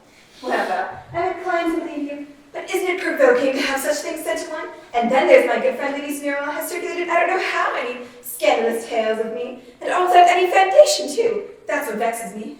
Aye, madam, to be sure, that is the provoking circumstance. Without foundation, yes, there's a mortification indeed. For when a slanderous story is believed against one, there certainly is no comfort like the consciousness of having deserved it. No, to be sure, then I forgive their malice, which to attack me who am so innocent, and who never says an ill-natured thing about anyone. That is, of any friend. And Sir Peter, too, to have him so peevish and so suspicious when I know the integrity of my own heart. Indeed, 'tis monstrous. But, my dear Lady Teasel, 'tis your own fault if you suffer it. When a husband entertains a groundless suspicion of his wife and withdraws his confidence from her, the original compact is broke, and she owes it to the honour of the sex to endeavour to outwit it. Indeed, so that if he suspects me without cause, it follows that the best way to cure his jealousy is to give him reason for it. Undoubtedly. For your husband should never be deceived in you, and in that it becomes you to be frail and compromised to his discernment. To be sure, what you say is very reasonable, and when the consciousness of my own innocence... Ah, my dear lady, madam, there's the great mistake. 'Tis this very conscious innocence that is of the greatest prejudice to you. What is it that makes you natured into forms and careless of the world's opinion? Why the consciousness of your innocence? What makes you thoughtless in your conduct and apt to run into 1,000 little imprudences? Why the consciousness of your innocence? What makes you impatient of Sir Peter's temper and outrageous at his suspicions? Why the consciousness of your own innocence? 'Tis very true. Now, my dear Lady Teasel, if you would but once make a trifling faux pas, you can't conceive how cautious you would grow and how ready to humour and agree with your husband. Do you think so? Oh, I'm sure not. And then you would find that all scandal would cease at once. For in short, your character at present is like a person in a plethora, absolutely dying of too much health. So, then I perceive your prescription is that I should sit in my own defence, and part with my virtue in order to preserve my reputation? Exactly so, upon my credit. Well, certainly this is the oldest doctrine, and the newest recipe for avoiding calumny. An infallible one, believe me. Prudence, like experience, must be paid for. Why, if my understanding were once convinced... Oh, certainly, madam. Your understanding should be convinced. Yes, heaven forbid I should persuade you to do anything you thought wrong. No, I have too much honour to desire it. Don't you think you may as well leave honour out of the argument? The ill effects of your country education still remain with you, I see. I doubt they do indeed, and I will fairly own to you that if I could be persuaded to do wrong, it would sooner be by Sir Peter's ill usage than by your honourable logic. Then by this hand which is unworthy of... Step, Rocket, what do you want? I beg pardon, sir, but I thought you wouldn't choose Sir Peter to come up without announcing him. Sir Peter? Unto the devil! Sir Peter! Oh, Lord, I'm ruined! Sir, it wasn't I let him in. Oh, I'm undone. What will become of me now, Mr. Logic? Oh, mercy me, he's on the stairs. I'll get behind here. If ever I'm his own courtesy again. Give me that book! Ever improving himself. Mr. Surface, Mr. Surface. Ah, my dear Sir Peter. How have you been?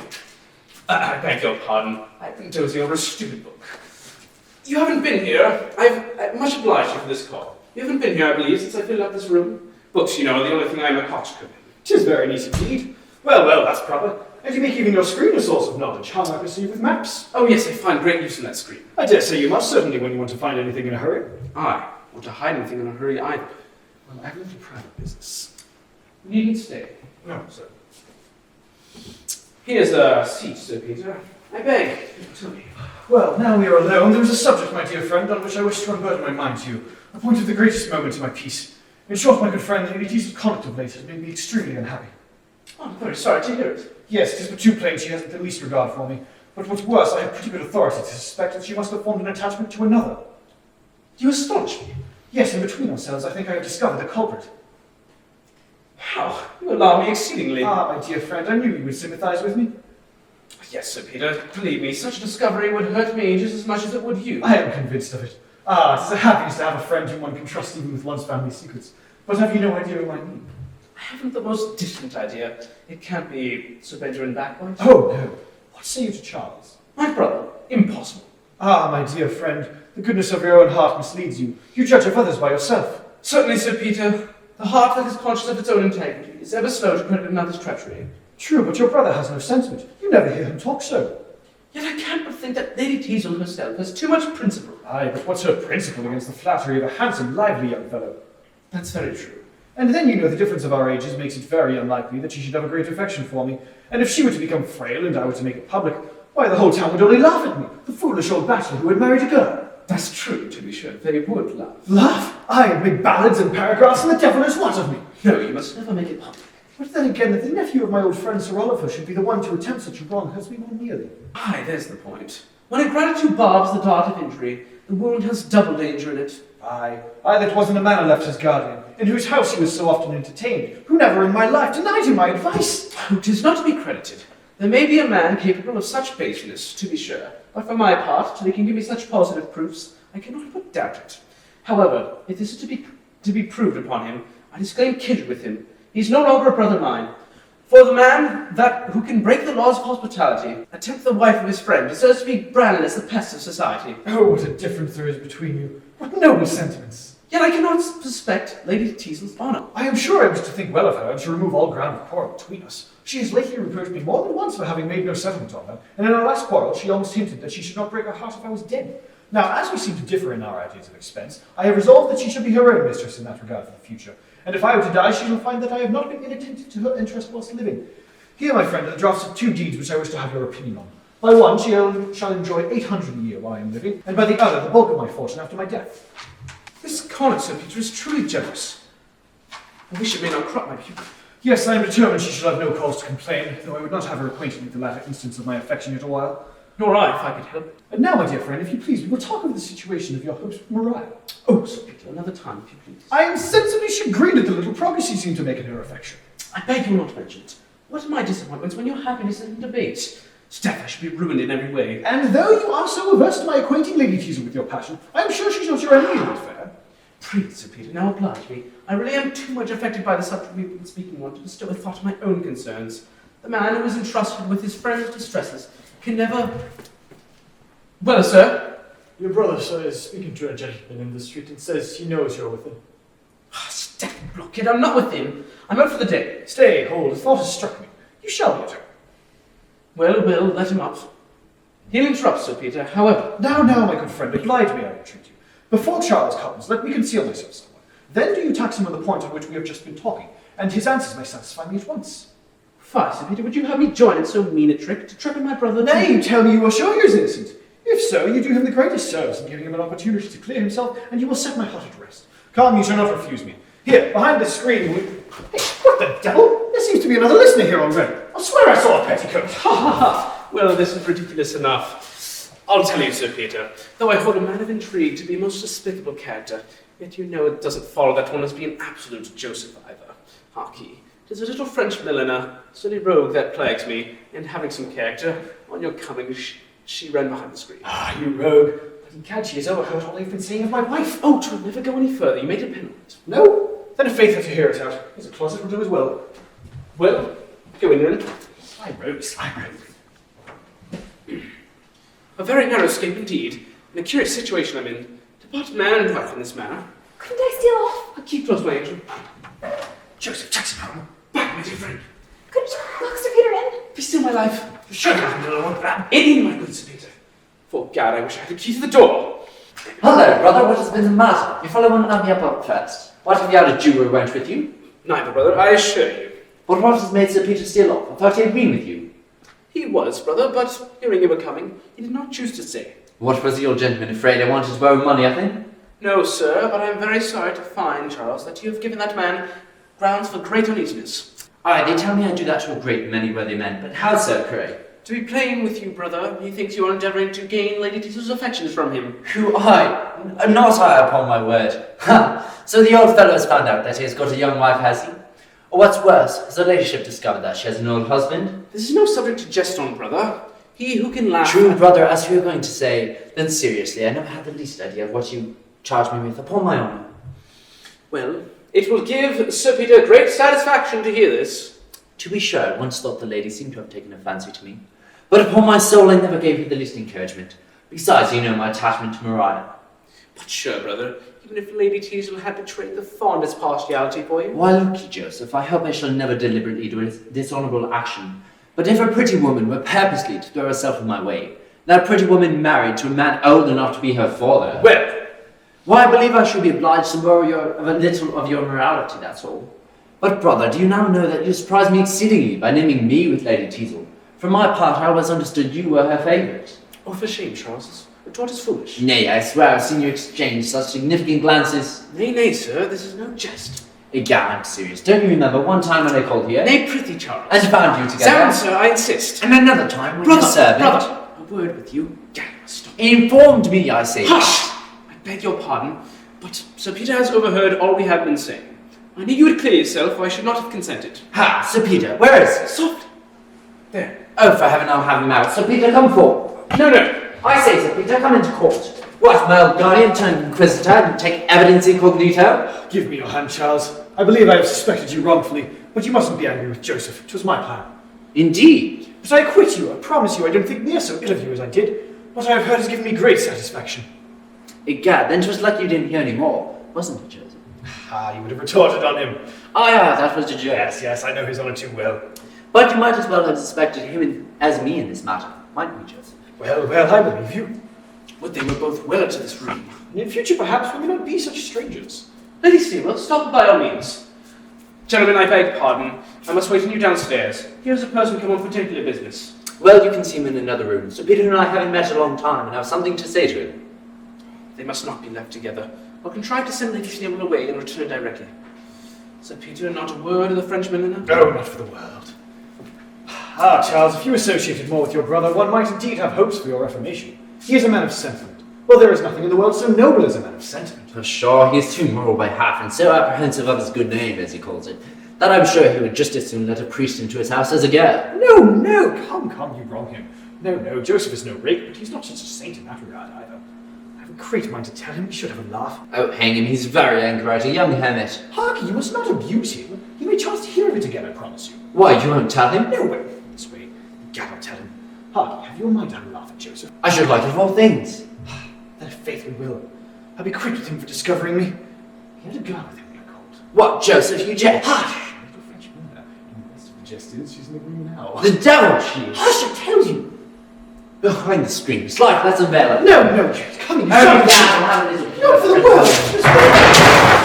Lady Teazle, wow, that's wonderful! Lady Teazle, well, it's horrible! Sir Peter, this one of the smartest French milliners I ever saw. Egad, you seem to all have been overacting yourselves here at hide and seek, and I don't see who is out of the secret. Lady Teazle, perhaps you may inform me of this matter. Not a word. Brother, you may please inform me.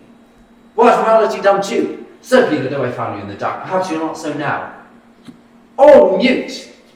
Well, though I can make nothing of the affair, I suppose you all perfectly understand one another, so I shall leave you to yourselves. Brother, I'm sorry to hear you have caused this worthy man so much uneasiness.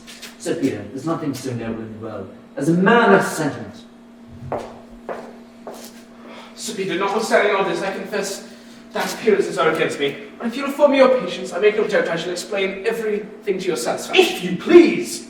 The fact is, sir, that Lady Teazle, knowing my pretensions to your ward Maria, I say Lady Teazle, being apprehensive of the jealousy of your temper, and knowing my friendship to the family, she, sir, I say, called here, in order that I might explain those pretensions. But on your coming, being apprehensive, as I said, to your jealousy, she withdrew.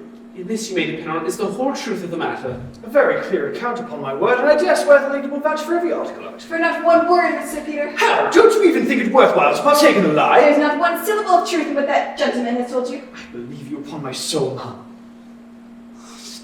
Will you betray me? Good Mr. Hypocrite, by your leave, I will speak for myself. Aye, let her alone, sir. You'll find she'll make a better story without your prompting. Hear me, Sir Peter. I came hither on no matter relating to your ward, even ignorant of this gentleman's pretensions toward her, but I came, seduced by his insidious arguments, at least to listen to his pretended passion, if not to sacrifice your honor to his baseness. Now I believe the truth is coming at last. The woman's mad. No, sir. Indeed, she has recovered her senses, and your arts have furnished her with the means. Sir Peter, I do not expect you to credit me, but the tenderness which you have expressed to me when you could not have thought I was a witness to it has penetrated to my heart. And had I left this place without the shame of this discovery, my future life would have spoke the sincerity of my gratitude. As for that smooth-tongued hypocrite who would have seduced the wife of his too credulous friend, while he affected honourable addresses to his ward, I hold him now in a light so despicable that I should never again respect myself for having listened to him. Notwithstanding all this, Sir Peter, heaven knows. As you are a villain, and so I leave you to your conscience. You are too rash, Sir Peter. You shall hear me. The man who shuts up conviction is willing to discuss for this principle. Mr. Stanley, why should you think I would see him? You must know he comes to ask something. Sir, I should not have let him in. That Mr. Rowley came to the door with him. Pshaw! Blockhead to suppose I should now be in a temper to receive visits from poor relations. Well, why don't you show the fellow up? I will, sir. Why, sir, it wasn't my fault Sir Peter discovered my lady. Go, fool. Sure, fortune never played a man of my policy such a trick before. My character was Sir Peter, my hopes with Maria destroyed in a moment. I'm in a rare humour to listen to other people's distresses. I shan't be able to bestow a benevolent sentiment on Stanley. So here he comes, and with Rowley as well. I must try to recover myself and put a little charity into my face, however. What, to see a voice? That was he, was it not? It was, sir, but I doubt you'll come a little too abruptly. His nerves are weak, and the sight of a poor relation may have been too much for him. I should have come first to break you to him. A plague of his nerves. Yet this is he whom Sir Peter extols as the man of the most benevolent way of thinking. As to his way of thinking, I can't pretend to decide.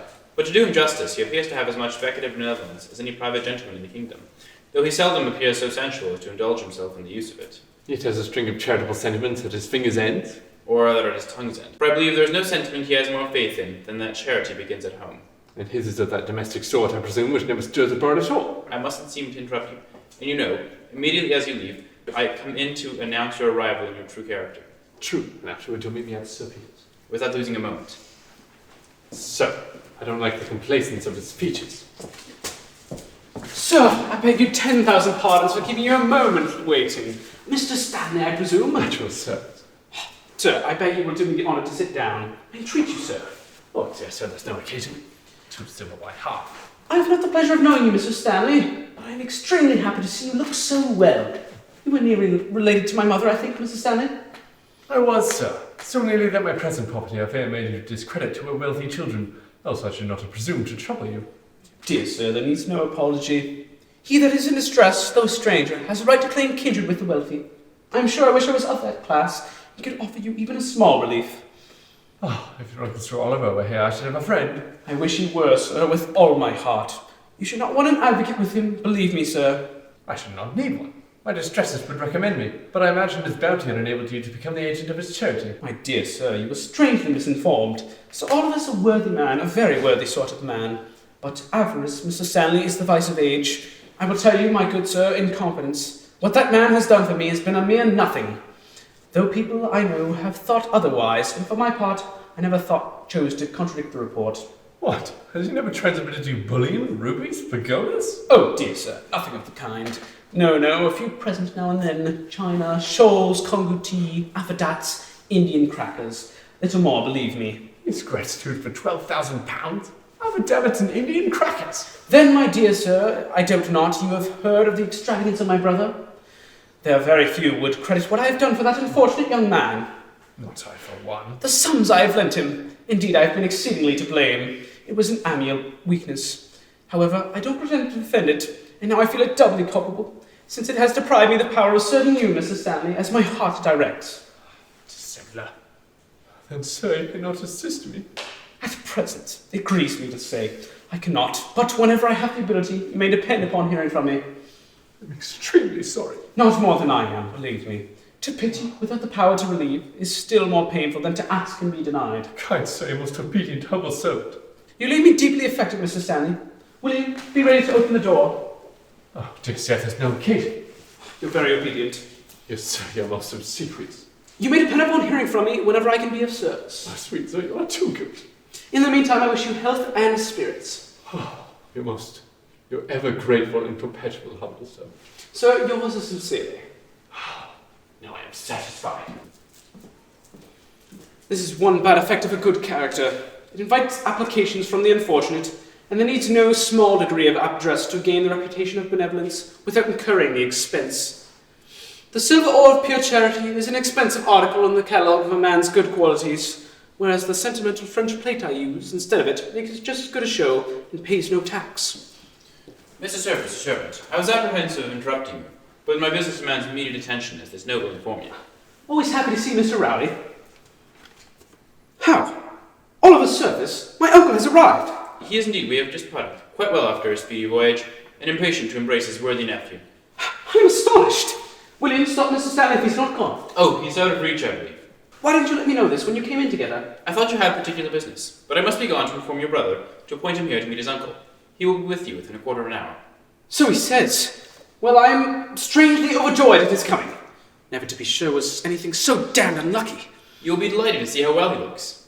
Oh, I'm rejoiced to hear it. Just this time. I'll tell him how impatiently you expect him. Do, pray give my best duty and affection. Indeed, I cannot express the sensations I feel at the thought of seeing him. His coming just at this time is the cruelest piece of ill fortune.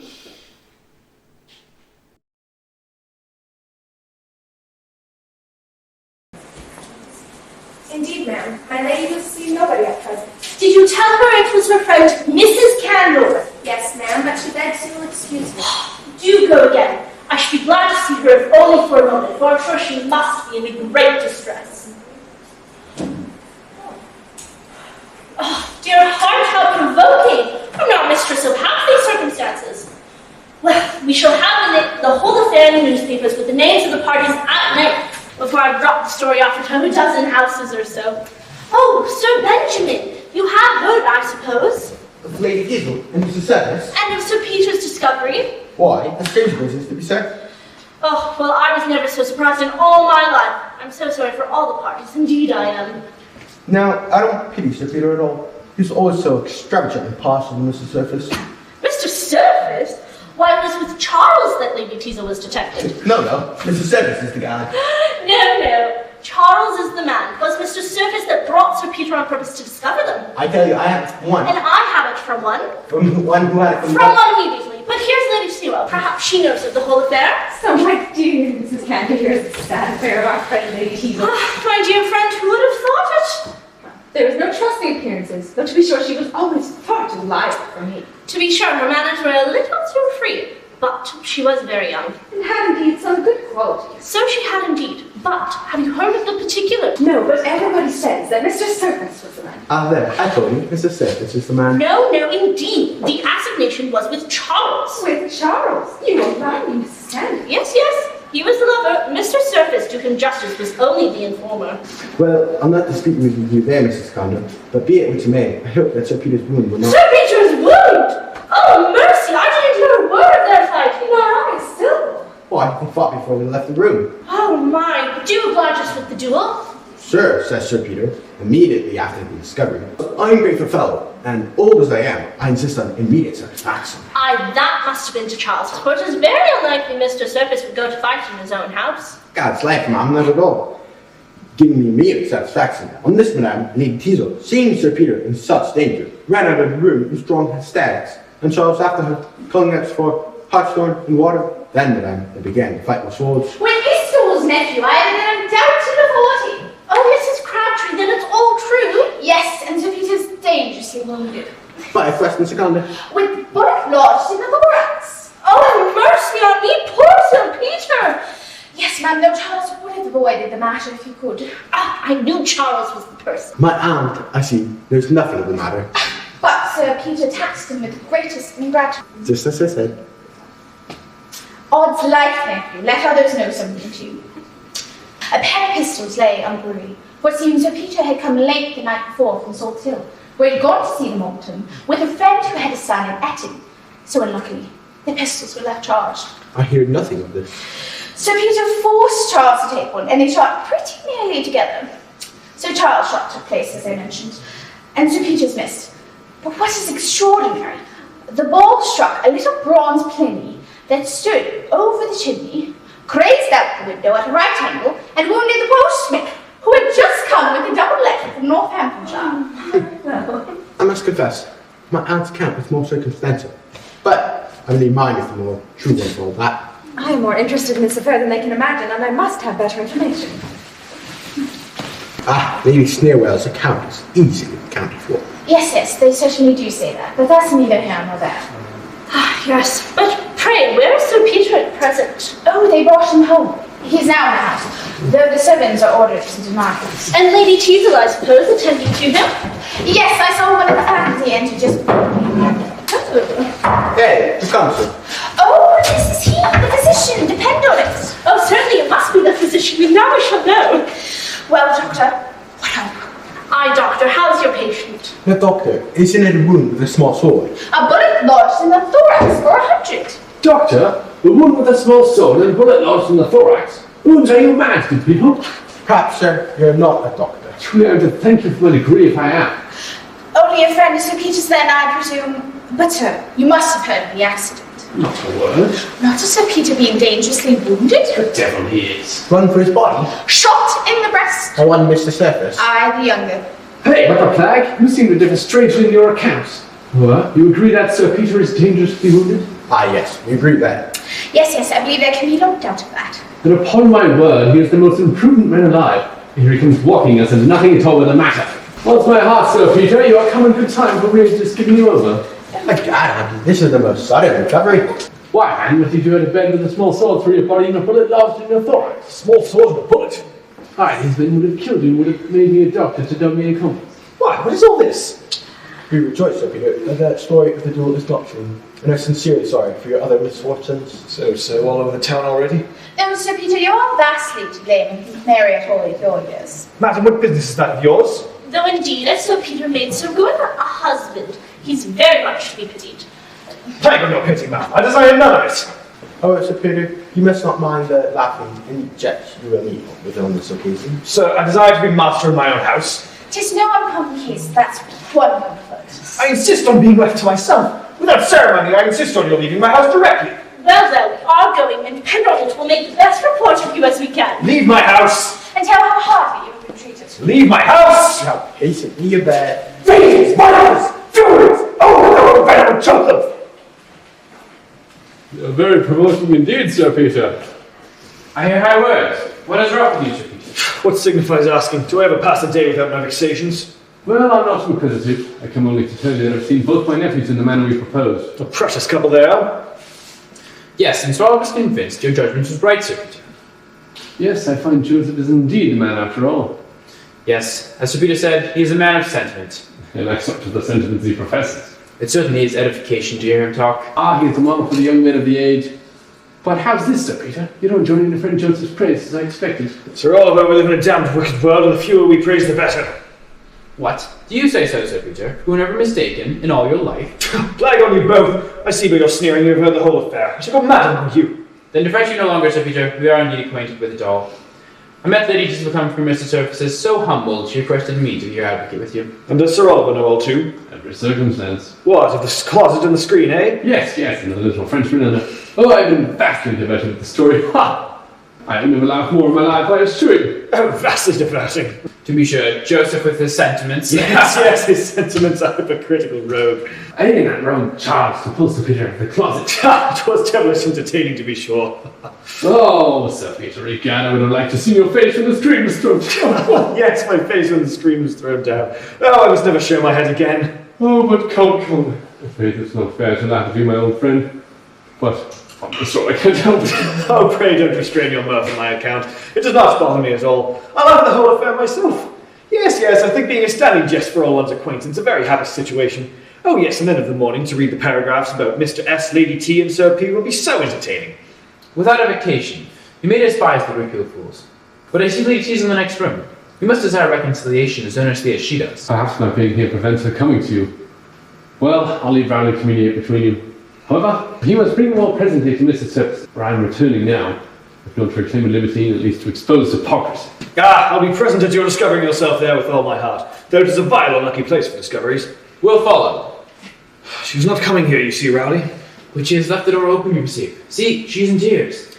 Certainly a little mortification appears very becoming in a wife. Don't you think it will do her good to let her pine a little? Oh, this is ungenerous in you. But I know not what to think. You remember, Rowley, the letter I found of hers, evidently intended for Charles? A mere forgery, Sir Peter, laid you away on purpose. This is one of the points which I intend Mr. Snake shall give him conviction upon. I wish I were once satisfied of that. What a remarkably elegant turn of the head she has. Rowley, I'll go to her. Certainly. Though when it is known that we are reconciled, people will laugh us 10 times more. Let them laugh. Retort their malice only by showing them how happy you are in spite of it. Faith and so I will. And if I'm not mistaken, we may yet be the happiest couple in the country. Nay, Sir Peter, he who once lays aside suspicion... Hold, my dear Rowley. If you have any regard for me, never let me hear you utter anything like a sentiment. I've had enough of them to last me the rest of my life.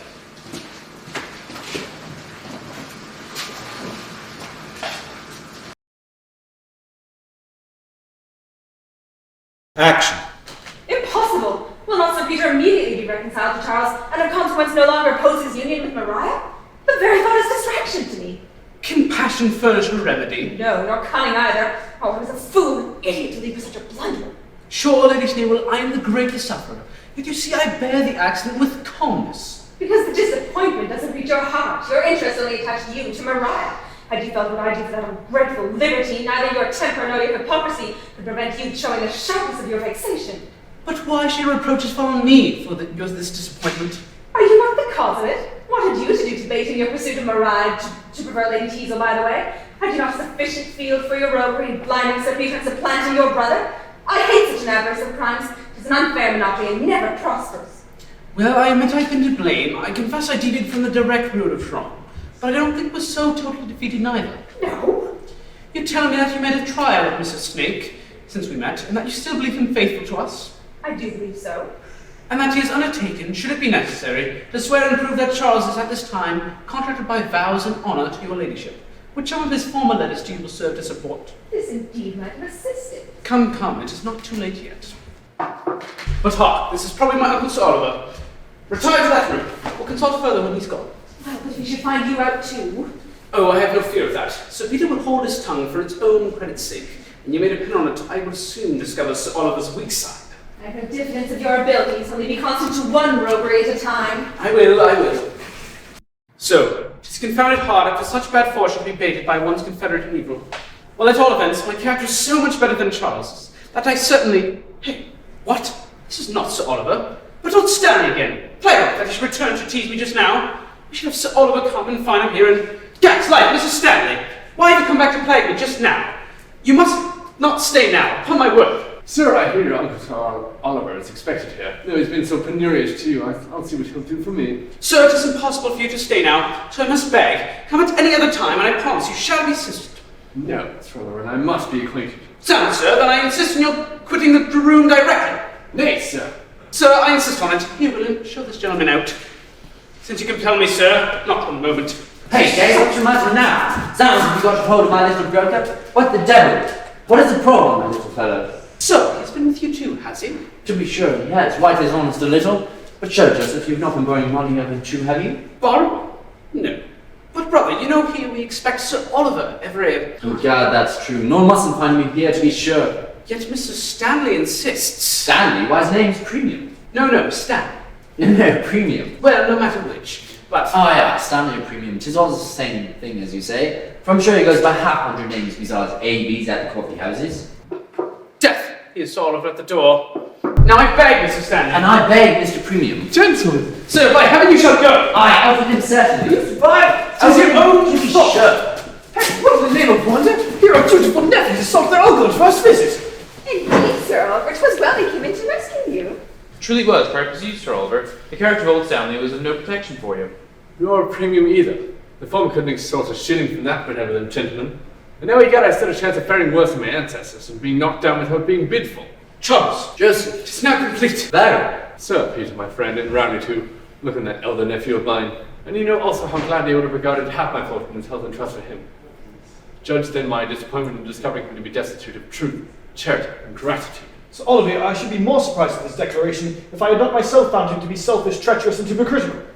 And if the gentleman please not guilty to these, Pray let him call me to his character. Then I believe we need add no more. If he knows himself, he will consider it the most perfect punishment to be known by the whole world. If they talk this way to honesty, what would they say to me by and by? As for that prodigal, his Right, brother. now comes my turn. The damned family pictures will ruin me. Sir Oliver, uncle, will you honour me with the hearing? Now, if Joseph will make one of his long speeches, I might recollect myself a little. I suppose you would undertake to justify yourself entirely. I trust I could.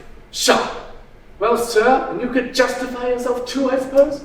Not that I know of, Sir Oliver. What, little Pringham's been let too much into the secret, I presume? True, sir, but they were family secrets and should not be mentioned again, you know. Come, Sir Oliver. I know you cannot speak of Charles' follies with anger. Not with gravity either.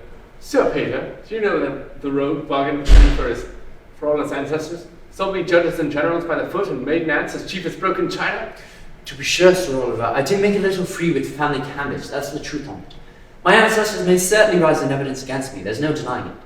But believe me sincere when I tell you, and upon my soul I would not say it if I was not, that if I do not appear at this moment mortified by the exposure of my follies, it is because I feel at this moment the warmest satisfaction in seeing you, my liberal benefactor. I also believe you. Give me your hand again. The ill-looking little fellow up the settee has made you peace. Sirrah! Then, sir, my gratitude to the original has still increased. You don't believe, Sir Oliver. Here's one who Charles would be still more anxious to be reconciled to. Oh, I have heard of his attachment there. In fact, with the young lady's pardon, if I can strip back that blush. Well, Charles, speak your sentiments. Sir, I have little to say, but I shall rejoice to hear that he is happy. For my part, whatever claim I have to his affections, I willingly resign it to one with a better title. How, Maria? Hey, Dane, what's the mystery now? Well, he appeared an incorrigible rake, you would give your hand to no one else. And now that he's likely to reform, I'll warrant you won't take him. His own heart and Lady Sneerwell know the cause. Lady Sneerwell? Brother, it was with great concern I am obliged to speak on this point. But my regard to justice compels me, and Lady Sneerwell's injuries can no longer be concealed. So, another French murderer egad. He has one in every room in the house, I suppose. Ungrateful Charles! Well, may you be surprised and feel for the indelicate situation which your perfidy has forced me into. Pray, uncle, isn't it a plot of yours? For as I have life, I don't understand it. I believe, sir, there is but the evidence of one person more necessary to make it extremely clear. And that person, I imagine, is Mr. Snake. Rowley, you were perfectly right to bring him with us, and do let him appear. Walk in, Mr. Snake. I thought his testimony might be wanted. However, it happens unluckily that he comes to confront Lady Sneerwell and not to support her. Think treacherous to me at last. Speak, fellow, have you too conspired against me? I beg your ladyship 10,000 pardons. You paid me extremely liberally for the lie in question. But, however, I've been offered double to speak the truth. Plot and counterplot, egad. I wish your ladyship joined successfully in your negotiations. The torments of shame and disappointment on you all! Hold, Lady Sneerwell, before you go, let me thank you for the trouble you and that gentleman have taken in writing letters to me from Charles and answering them yourself. And let me also request you to pay respects to the scandalous college of which you are president and inform them that Lady Teazle, I sent it, begs leave of you to return her diploma, for she leaves off practice and kills characters no longer. You too, madame? Provoking, insolent, may your husband live these 50 years! Sort of fury. What a delicious creature it is. Hey, not for her last wish. Oh, no. Well, sir, and what have you to say now? Sir, I am so confounded to find that Lady Sneerwell could be guilty of suborning Mr. Snake in this manner to impose on us all, that I know not what to say. However, lest her revengeful spirit should prompt her to injure my brother, I'd certainly better follow her directly. Moral to the last drop. Aye, and marry her, Joseph, if you can. Oil and vinegar cat will do very well here. I believe we have no more occasion for Mr. Snake at present. Before I go, I beg pardon once and for all for whatever uneasiness I've been the cause of to the party present. Well, you have made atonement by a good deed at last. But I must request of the company that it never be known. Hey, what the plague? Are you ashamed to have done a good thing for once in your life? But consider that I live by the badness of my character. I have nothing but my infamy to depend upon. And if it were once known that I have been betrayed into honest action, I should lose every friend I have in the world. Well, we'll not reduce you by saying anything in your praise, never fear. There's a precious rogue, but that fellow's a writer and a critic. See, Sir Oliver, there needs no persuasion now to reconcile your nephew and Mirage. Aye, that's as it should be a gag. We'll have the wedding tomorrow morning. Thank you, my dear uncle. What, you rogue? Don't you ask the girl's consent first? Oh, I've done that a long time. Above a minute ago, and she looked yes. Return, Charles. I protest, Sir Peter. There's not been a word. Well, then, the fewer the better. We will love each other, never know. and may you live as happily together as Lady Teasel and I intend to do. Rowling, my old friend, I'm sure you congratulate me, and I suspect that I owe you much. We do indeed, Charles. If my efforts to serve you had not succeeded, you would be in my debt for the attempt, but deserve to be happy, and you overpay me. Honest Rowley always said you would reform. I, as reforming Sir Peter, will make no promises, and that I take to be proof that I intend to set about it. But here shall be my monitor, my gentle guide. How can I lead the virtuous path those eyes illumine? Though thou, dear maid, shouldst wave thy beauty sway, thou still must rule, because I will obey. An humble fugitive from folly view, no sanctuary near, but love and you. You can indeed each anxious fear remove, for even scandal dies, if you approve.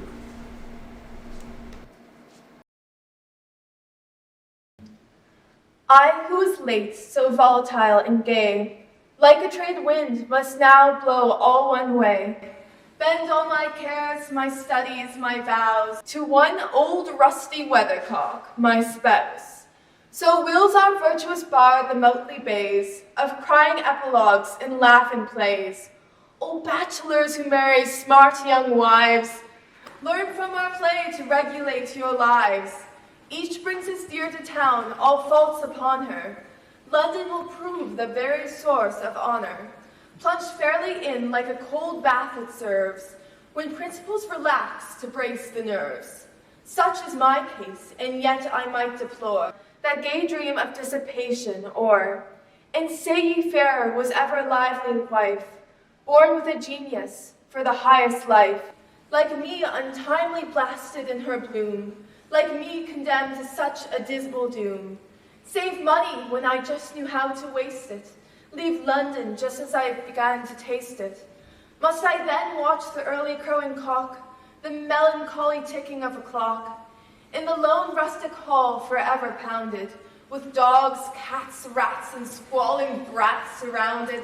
With humble curates can I now retire, while good Sir Peter boozes with the squire?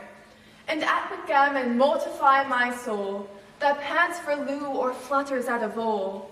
Seven's the main dear sound that must expire, lost as hot cockles round a Christmas fire, the transient hour of fashion too soon spent. Farewell the tranquil mind, farewell content, farewell the plumed head, the cushioned tete, that takes the cushion for its proper seat. The spirit-stirring drum, card drums, I mean, Spadille, Autric, Pambasto, king and queen, and you, ye knockers that with brazen throat, the welcome visitors approach denote. Farewell all quality, high renown, pride, pomp, and circumstance of glorious town. Farewell your revels, I partake no more, and Lady Teasel's occupations o'er. All this I told our bard, he smiled and said 'twas clear, I ought to play deep tragedy next year. Meanwhile he drew wise morals from his play, and in these solemn periods stalked away. Blessed were the fair, like you her faults who stopped, and closed her follies when the curtain dropped, no more in vice or error to engage, or play the fool at large on life's great stage.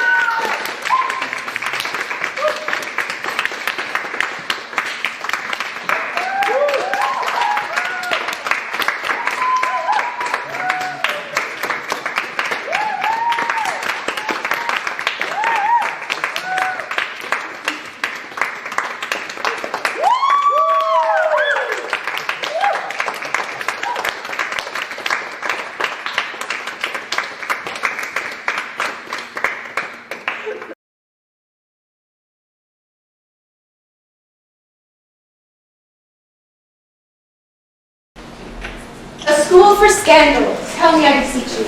Need there a school, this monarch to teach you. No need of lessons now, the knowing think.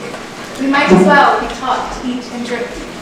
Caused by Dartha's scandal, should the vapors distress our fair ones, let them read the papers. Their powerful mixture such disorder hit. Crave what they will, there's quantum sufficient.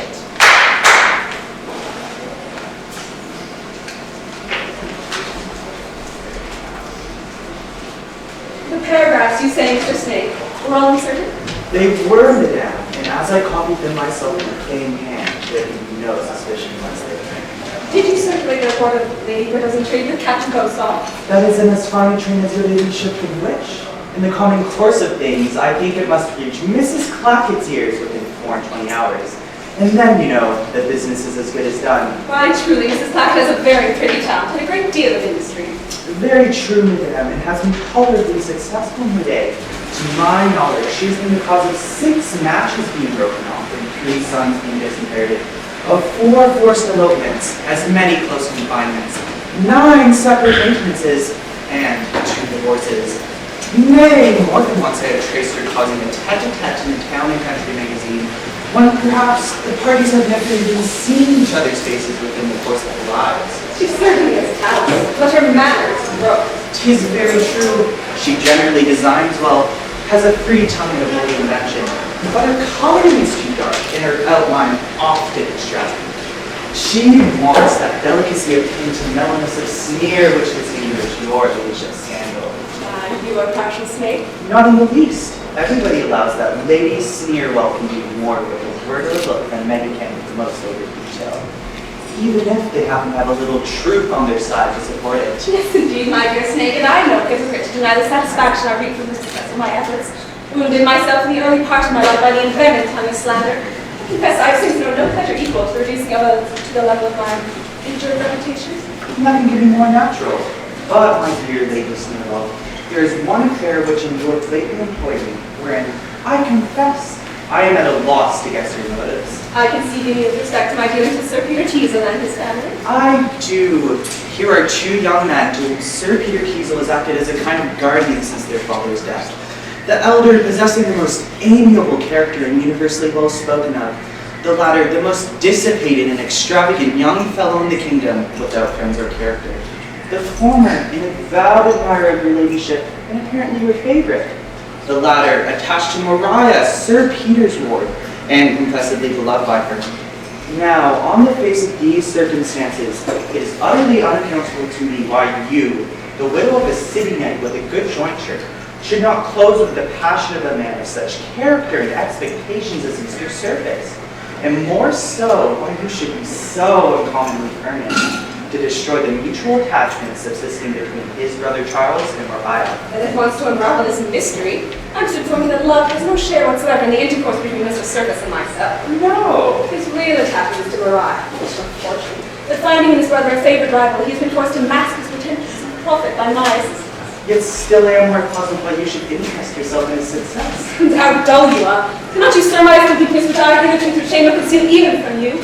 Must I confess that Charles, that libertine, that extravagant, that bankrupt and fortunate reputation, that he it is for whom I was anxious and malicious, and to gain whom I would sacrifice everything.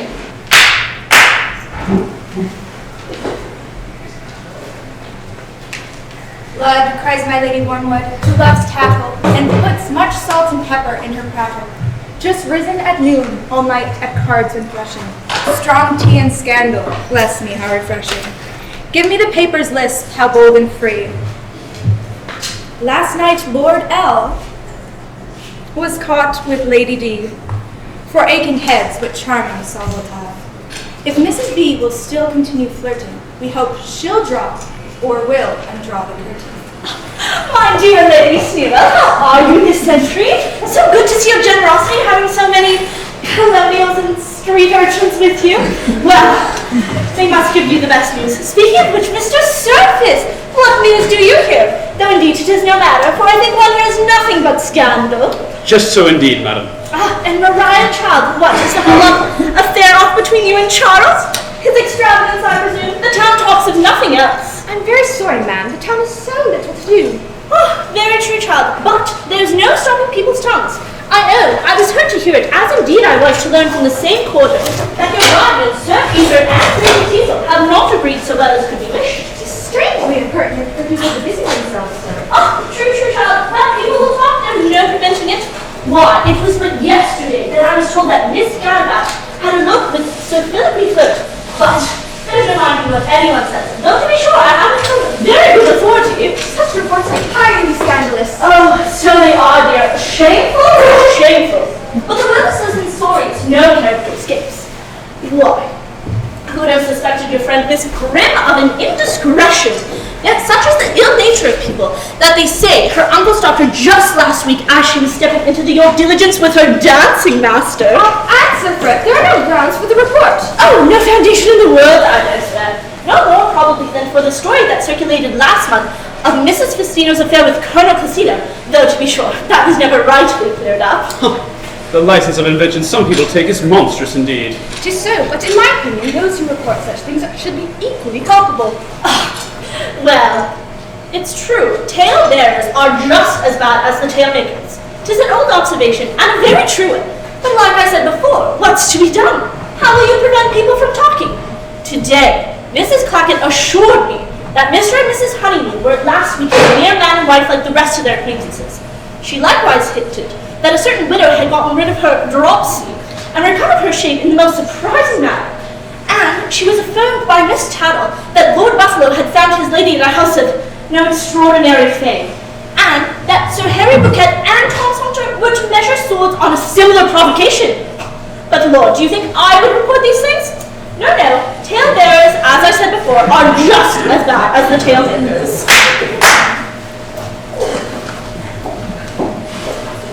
Fine satire pose, in public I'll abuse it, but by ourselves, we praise, we can't refuse it. Now, Lisp, read you, there at that dashing star. Yes, ma'am, a certain lord had best beware, who lives not 20 miles from Gosnor Square. For should he, Lady W, find willing, wormwood is bitter. Oh, that's me, the villain! Throw it behind the fire, and nevermore let that vile paper come within my door. Lady Teazle, I'm back! Sir Peter, you may bear it or not as you please, but I ought to have my own way in everything, and what's more, I will too. What, I was educated in the country, and I know very well, women of fashion in London are accountable to nobody after they're married. Very well, none very well. So husbands have no influence, no authority. Authority? No, to sure. If you want authority over me, you should adopt me, not marry me. I'm sure you're old enough. Ah, there it is. Well, Lady Teazle, let me be made unhappy by your temper. I shan't be ruined by your extravagance. Extravagance? I'm sure not more extravagant than a woman of fashion ought to be. No, madam, you should throw away no more sums on such unmeaning luxury. Slightly to spend as much to furnish your dressing room with flowers in winter, and to suffice to turn the pet into a greenhouse to give protection on every Christmas. Lord, Sir Peter, my lady is not a dear in cold weather. She finds all the climate, not me. For my part, I'm sure I wish you were spring all year round, like roses your underwife's feet. Madam, if you were involved in this and wonder if you're talking thus, would you forget what your situation was when I married you? No, I don't. It was a very disagreeable one. I should never have married you. Daughter of plain country squire. Recollect Lady Teazle when I saw you first, sitting at your table in a pretty big lily gown, with a bunch of keys by your side, your hair was smooth over a roll, and your pocket hung round the fruits you must have grown with. Oh, yes, I remember it very well. I'm curious, like my daily occupation to inspect the dairy, superintend the poultry, make extracts from the family receipt book, and count my Oh, 6 months, so indeed. And then you know my evening amusements, to make ruffled patterns for ruffles which I had no idea to make, to read a novel to my aunt, to be spectacular spinach, to stir my father to sleep after a fox chase. I'm glad you have so good a memory. Yes, madam, these were the recreations I took you from. But now you must have your coach easily and 3 powdered footmen for your share, and some are care of what cats to draw you to Kensington Gardens. No recollection, I suppose, of when you content to write double even the buffer and the coach was. No, I swear I never did that, and now it's other and coach. This, madam, was your situation, and what have I not done for you? I have made you a woman of fashion, of fortune, of right, in short, I have made you my wife. Well, there's not one thing more to do to tax that obligation than that's me. My widow, I suppose.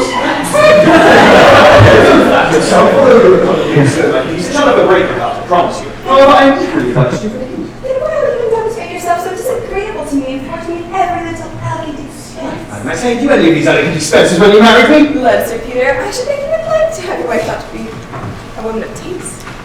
There again, taste. Sounds, madam, you had no taste when you married me. That's very true indeed, Sir Peter. And after having married you, I'm sure I should never return to taste again. But now, Sir Peter, if we have finished our daily jangle, I presume we may go to my engagement with Lady Sneerwell. Aye, there's another precious circumstance. A charming set of acquaintance you'll meet there. Nay, Sir Peter, they are people of rank and fortune, and remarkably tenacious of reputation. Yes, they are tenacious of reputation with a vengeance, for they don't choose anybody who should have a character but themselves. Such a crew. Many a wretch has ridden the hurdle who has done less mischief than those utterers of forged tales, coiners of scandal, and clippers of reputation. What, would you restrain the freedom of speech? Oh, they have made you just as bad as anyone of the society! Why, I do believe I bear part with a tolerable grace, but I vow I have no malice against the people I abuse. When I say an ill-natured thing, 'tis out of pure good humour. I take it they deal in the exact same manner with me. But, Sir Peter, you know you promised to come to Lady Sneerwell's too. Well, I'll come just to look after my own character. Then indeed you must make haste after me, or it'll be too late. So goodbye to you. So, I have gained much by my intended expostulations. Yet with a charming air she contradicts everything I say, and how pleasingly she shows a contempt of my authority. Well, though I can't make her love me, there is great satisfaction in quarrelling with her, and I think she never appears to such marvelous array as when she's doing everything in her power to plague me. Thus at our friends we laugh who feel the dart. To reach our feelings we ourselves must smart. Is our young bard so young to think that he can stop the full springtide of homely? Knows he the world so little and its trade? Alas, the devil is sooner raised than laid. So strong, so swift, the monster, there's no gagging. Cut scandal's head off, still the tongue keeps wagging. For heavens is true, there's the great degeneracy of our age. Many of our acquaintance have taste, spirit, and politeness, but plague on it, they won't drink. It's very true indeed, Charles. For they give in to all substantial luxuries of the table and abstain from nothing but wine and wit. Oh, certainly, society suffers by it intolerably. If now instead of the social spirit of revelry, they use a man to deliver a glass of bright burgundy, their conversation has become just like the spa water they drink. Tells all the purpose and flatulence of champagne without its spirit or flavour. But what are they to do who love play more than wine? There's Harry, hides himself a gamming and is now under a hazard regimen. Then we'll have the rest of it. Why wouldn't train a horse for the course by keeping him from corn? No, for my part, God, I'm never so successful as when I'm little Mary. Let me throw in a bottle of champagne and I never lose. At least I never feel my losses, which is exactly the same thing. I believe. And then what man can pretend to be a believer in love who is an abjure of wine? 'Tis a test by which the lover knows his own part. Full a dozen bumpers to a dozen beauties, and she that floats at top is the maid that has bewitched him. Now then, Charles, be honest and give us your real favourite. Why, we have withheld her only in compassion to you. For if I toast her, you must give her round her peers, which is impossible on earth. Then I guess we'll have to find some heathen goddesses or canise vestals that will do, I warrant. Yeah, then, you rogues bumpers. Mariah! Mariah who? Oh, hang the surname. 'Tis too formal to be registered in love's calendar. But now, Sir Toby, beware. We must have beauty superlative. Never study, Sir Toby. Let us stand to the toast, though your mistress should want an eye, and you know you have a song, we'll excuse you. Gad, so I have in a song instead of the lady. Here's to the maiden of bashful 15. Here's to the widow of 50. Here's to the flaunting, extravagant queen, and here's to the housewife that's thrifty. Let the toast pass, drink to the last, I warrant shall prove an excuse for the last. Here's to the charmer whose dimples we prize, now to the maid who has none, sir. Here's to the girl with a pair of blue eyes, and now for the nymph with but one, sir. Let the toast pass, drink to the last, I warrant shall prove an excuse for the last. Here's to the maid with a bosom of snow, now to her that's as brown as a berry. Here's to the wife with a face full of woe, and now for the girl who is merry. Let the toast pass, drink to the last, I warrant shall prove an excuse for the last. So let him be pretty or let him be slim, young or ancient, I care not a feather. So fill a pint bumper quite up to the brim, and let us all toast them together. Let the toast pass, drink to the last, I warrant shall prove an excuse for the last. Proud of your smiles once lavishly bestowed, again our young Don Quixote takes the road. To show his gratitude, he draws his pen, and seeks this high-dressed scandal in its den. From his fell grip the frightened fair to save, though he should fall, the attempt must please the brave. For applause all perils he withdrew. He'll fight, that's right, a cavalier true, till every drop of blood that's ink is spilled for you.